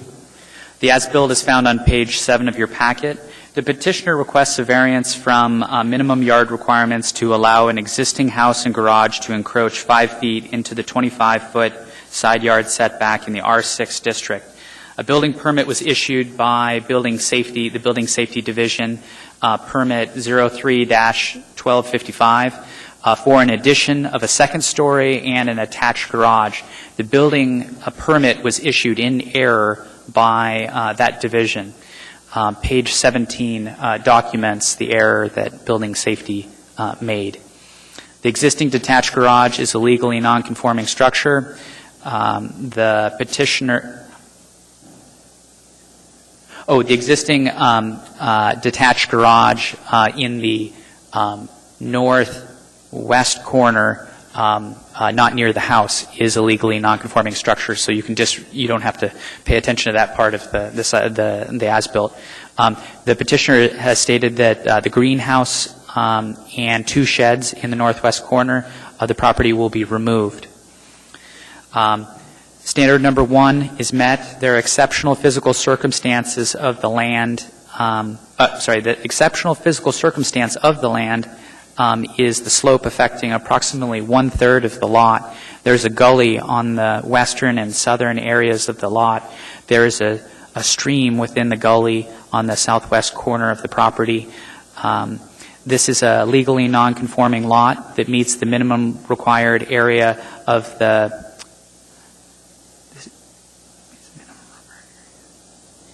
This is a legally conforming lot that meets the minimum required area in the R6 district of 1.25 acres. The lot has the same rectangular shape as other lots in the neighborhood. This is a corner lot with a primary front yard and a secondary front yard and then 2 side yards. There is no rear yard because this is a corner lot. The private well and on-site septic systems are located on the north and east corners of the house. Standard number 2 is partially met. There are no physical circumstances of the land which prevent the owner from having a garage. There's already an existing detached 2-car garage in the northwest corner of the lot. The requested variance is for a second 2-car garage and a second-story addition above that garage, which is located on the southeast side of the house. It may have not been possible to locate, it's worth noting that it may not have been possible to locate this new garage and addition on the north side of the house because of the location of the well and septic system in that area. The west and south sides of the lot are affected by steep slope, steep topography, which I mentioned earlier. In this neighborhood, 2-car garages and large homes are typical and therefore can be considered a common right of enjoyment. Standard number 3, like standard 1, is met. The peculiarity of the lot is that it's a corner lot with a very steep topography. The lot is also served by a private well and on-site septic system. The need for the variance is a result of the petitioner's desire to keep an existing 2-car garage and second-story addition. A building permit was issued in error by the Building Safety Division for that garage and the accompanying second-story addition above it. Standards 4, 5, and 6 are met. Standard number 7 is partially met. A 5-foot encroachment into the 25-foot side yard setback is a 20% encroachment. A 2-car garage and second-story addition may not have been able to be built within the buildable area on the lot because of the topography and the location of the private well and on-site septic system. However, a single-car garage with a smaller second-story addition could have been built while meeting the required yard setback. However, the encroachment is not noticeable from the abutting streets because it is located on the east side of the lot. The department finds that standard 2 and 7 are not substantially met and therefore recommends denial there's an error here. I say both variances, but of the variance, it would be more accurate. If after the public hearing the board finds that all 7 standards have been substantially met, then the approval should be subject to conditions 1 through 3 on page 6 of your packet. Thank you. Thank you, Mr. McLaughlin. Are there any questions of staff by the board?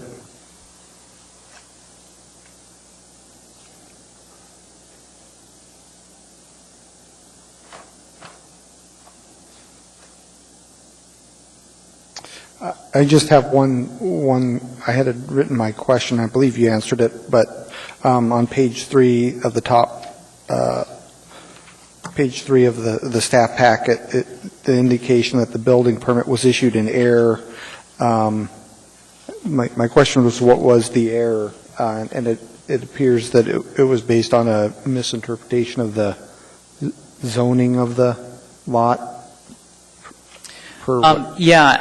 I don't remember off the top of my head, but I think that they thought, I do remember. I think that building safety thought either that this was an R7 district, this site was located within the R7 district, not the R6 district. The R7 has different yard setbacks.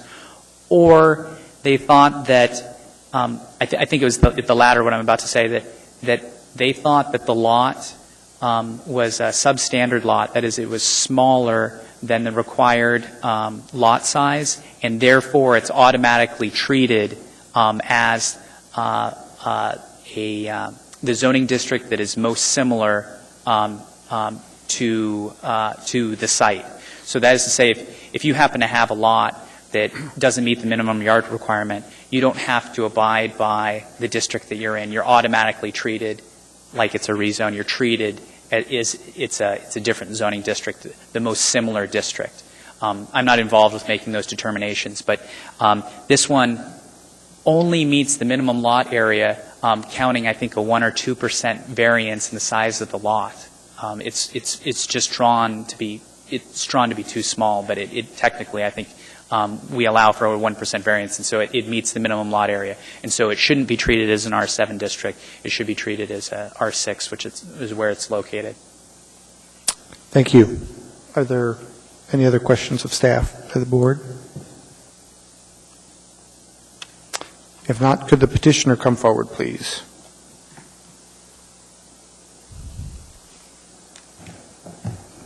And could you state and spell your name for the record? Sure. Elizabeth McMullen, MacMullen. Thank you, Ms. McMullen. And you have 10 minutes for your presentation. Okay. I am actually a realtor. This is not my property. It's a foreclosure property that I'm handling for GMAC. Obviously, nobody from GMAC is willing to fly here to do this, so that's why you have me. The property prior to foreclosure had been renovated from a 1950s home into what it is now. The permit was issued in 2003, and the renovation work that was performed to the home was based on that permit and was done accordingly. The permit was issued, as you're right, the lot being R7, and that is what the structure was built to. As far as the 2 items on here that you state, I won't go through all the ones that you say it does substantially meet. There's 2 of them that you say, you don't say that they're not met, but that they're partially met. And the first one is to deal with hardships. I guess I would have to differ in that opinion because it is a hardship. Whether it's a bank or whether it's a human being, it's still a hardship. At this point, the bank has already lost more than $200,000 on the foreclosure of the property in order to tear down the 1 garage and the addition on top of that garage to make the home a 1-car garage with a bonus room only above that 1-car garage would cost probably between $50,000 to $70,000 for the removal, and then the valuation of the property would go down by an amount of about $45,000. So to deal with $200,000 plus in loss already and another loss in the valuation of the property is a hardship. And even though it's a bank, eventually every hardship comes down to human beings. The other item that you said is only partially met would be the encroachment, being the 25-foot encroachment to the 25-yard setback as being the minimum variance that will make it possible. The other homes in the area do typically have a two-car attached garage to them. There is a detached two-car garage to the property, but it's in poor condition. It's a long ways away from the property, and it's not in a location that you would park a vehicle in and then walk to your home. It's too far. It's up a hill. It isn't safe in the wintertime. At this point, that building has been grandfathered, so nothing will be done to that building at this time. As far as it being a 20% encroachment, yes, it is into the 25-foot side yard setback. However, we still have a lot of 33,454, give or take, square feet, and that small amount of space that it is taking up is, to me, a minimum amount of space. It sits into an embankment where it's very steep, so there's nothing else that can be built right there in that area. The adjoining property owner wouldn't have any need for that part of the land either. There's no reason that safety professionals, whoever needed to get to the property, any part of it, the way the home is built, you can get all the way around it. You can walk all the way around it. You have access to gas meters, electric meters, the back deck area, any part of it that you need. There are no safety issues to this area of the home. It was built very well. It was done to code. We've finished up the work between Irma and Gretchen. We've had to do a whole bunch of paperwork on this file. We've been working on it for several months, and this is the last item.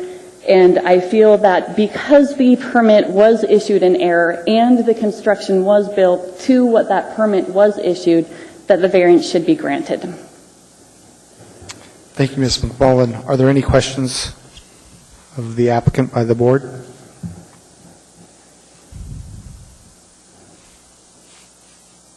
Thank you. Thank you. Is there anyone from the public wishing to testify? Anyone at all?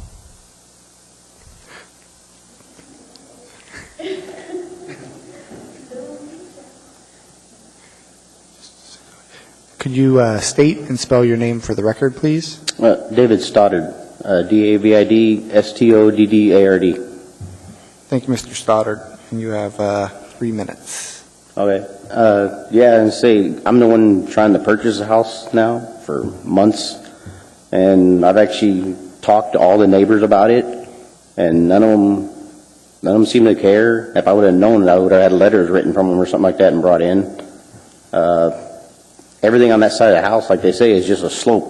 And then one neighbor that actually adjoined to that property, he planted raspberry bushes there, and that's all he wants there, and there's nothing you could ever do there because it drops off like 30, 40 foot straight off the back. And the whole purpose of what we were buying the house for was for those two-car garages on each side. That was the whole meaning. It took us so long to find a house we finally found. And we were already supposed to move in, and then this came up. So, and that's all I got to say. Thanks. Thank you, Mr. Stoddard. Are there any questions? Thank you. Anyone else from the public wishing to testify? Anyone at all? Seeing no one, the public hearing is closed. Does staff have any rebuttal? No, thank you. Thank you, Ms. McLaughlin. Does the applicant have any further rebuttal? Ms. McMullen? I don't. She's indicated she does not. With that, the matter rests with the board. Could I have a positive motion with respect to this case from a board member, please?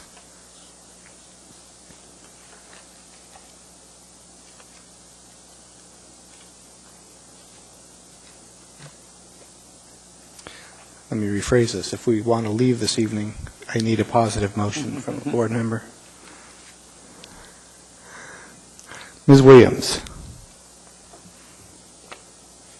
Yes. would you care to make a motion? I do. Thank you. In case number 2012-054, I move we grant a variance from AMC 21.40.080.G to allow an existing house and garage to encroach 5 feet into the 25-foot side yard setback, subject to conditions 1 through 3 on page 6 of the staff packet. Thank you, Ms. Williams. Ms. Denny, you've indicated you would second that? Yes, I have. Thank you, Ms. Denny. Ms. Williams, would you speak to your motion? Yes, thank you. I intend to support this motion to grant the variance. Speaking to the 7 standards, I think that standard 1 is met because of the severe slope on, looks like almost 1/3 of the property, and the fact that this is a corner lot with no rear yard. Standard 2, I believe that standard is met. 2, it doesn't appear that the garage or the addition are out of place for the zoning district, and in fact, most of the properties also do enjoy 2 garages. Standard 3, this is one of the main reasons that I think this variance should be granted. It's because the addition and the garage were built in good faith on a building permit that was issued in error, and I don't believe that the property owner should be penalized for that. Standard 4, I believe that standard is also met. There have been no objections to this variance from any of the property owners in the area. Standard 5, I also believe that standard is substantially met. This is a dimensional and not a change in use. A variance request. Standard 6, I believe that standard is also met. There were no safety issues that were brought up, again, by any of the neighboring properties or the municipality. And standard 7, I also believe that is substantially met. This is only a 5-foot encroachment, and to require the applicant to tear down the structures for only 5 feet, and again, when those encroachments were based on or built based on good faith in a building permit that has been issued by the municipality, I believe that this is the minimum variance request. And for all those reasons and the reasons outlined by staff, I do intend to support this motion. Thank you, Ms. Williams. Ms. Denny. Yes, I also intend to support the motion, and I agree with staff and Ms. Williams in the standard number 1. Standard number 2, I believe this is substantially met, again, considering the physical circumstances of the lot and the fact that the addition was built in a good faith effort to comply to the previously issued building permit. On standard number 7, I do believe the 5-foot encroachment is the minimum, and again, because of the topography of the lot and the fact that they did have a good faith effort for the building permit, I do plan to support the motion. Thank you, Ms. Denny. Are there other comments from board members on this case? Yes, Mr. Vig. Thank you. I would like to say I agree with Ms. Williams and Ms. Denny's comments, and with regard to standard number 7, expand on it a little bit to say that while it may be a 20% encroachment into the setback itself, that the actual number of square feet of the structure in that setback is very small. It's a triangular portion of or a corner of the structure, and not a running wall that extends for tens of feet along that setback line. So I think that is the minimum that would make possible a reasonable use of the land. Thank you. Thank you, Mr. Vig. Are there any other comments from any of the board members? If not, please vote.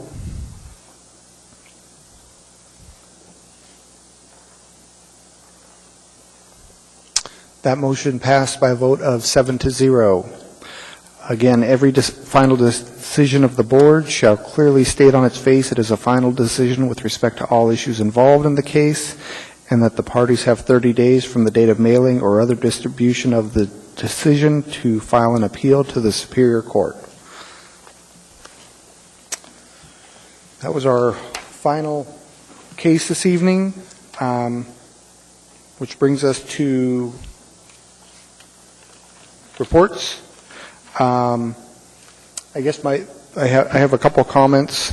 First one, and Mr. Ron correctly brought it to my attention during the issue with the consent agenda. We do have Granicus, which allows us to listen to cases if we were not in attendance. Unfortunately, for the resolution that was before us, we've had to postpone it for this will be the third meeting now because we've had a lack of a quorum being able to vote on it. So I would encourage staff, if they haven't, or board members, to listen to the case and that we can therefore vote on the consent agenda.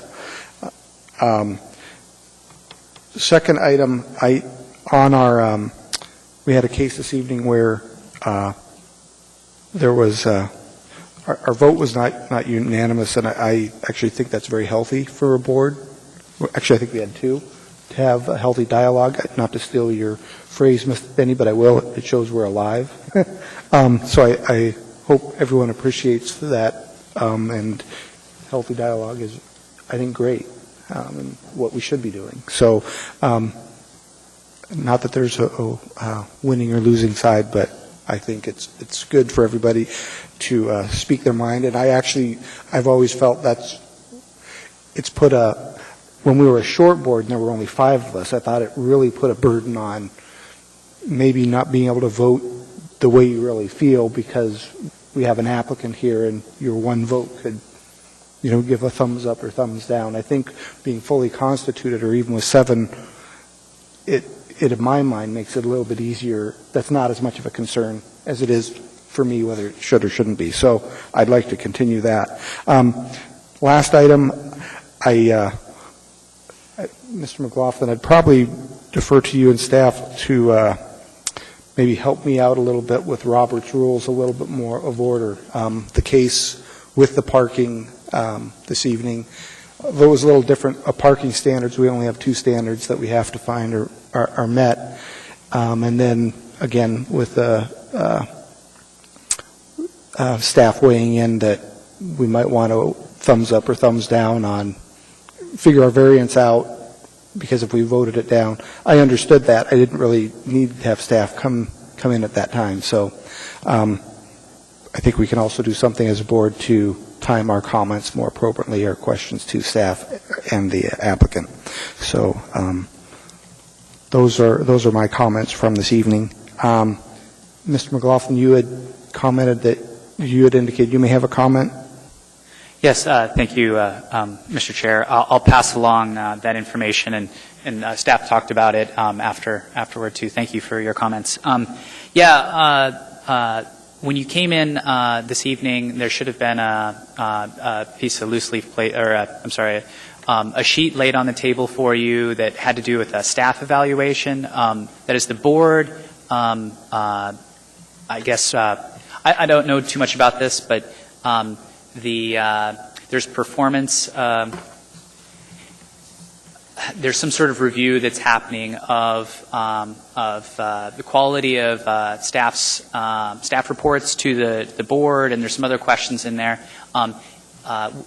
My boss asked that you fill out and answer the questions, please, and then return them to us to be given to Al, and they go to some administrative folks to as a performance measure for the department.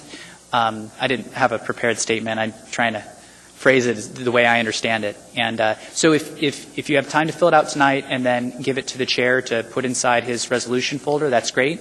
If you'd like to take it home with you and then fax it to us, or any way that you want to do it, it would be great. And I'll be here if you have any questions. Thank you, Mr. McLaughlin. Secretary, Mr. Ron, you had... I do have a quick question for Mr. McLaughlin then. So are we only getting this report in hard copy form, and would then need to fill it out as such and return it in hard copy form, or will you be emailing out in digits?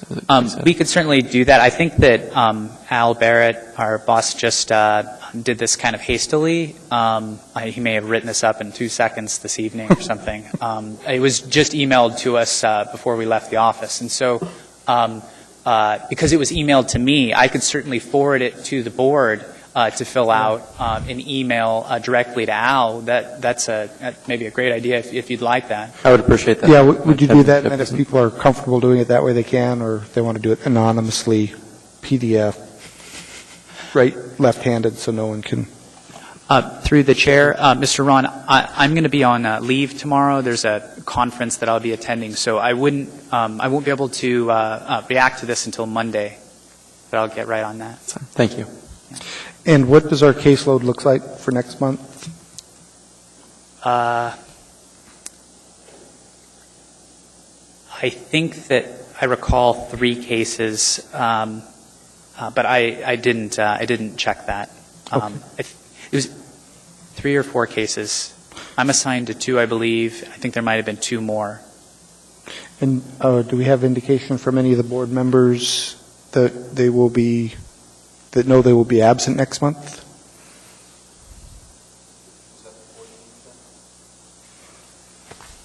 Second Thursday. Is that the 14th or would be the... All right.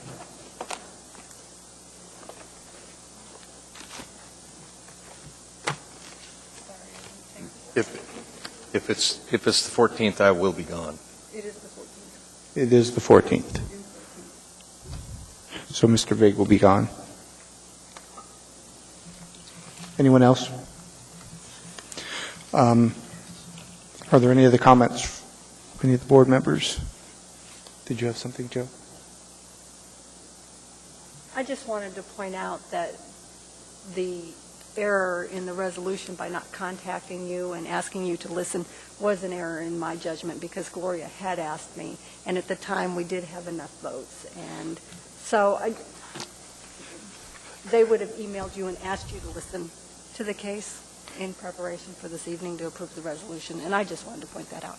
Well, I think it's all just on the top of our list. If we haven't been there, that we'd really want to listen to those cases. So anyway, with that, we're adjourned. See everybody but Mr. Vig next month.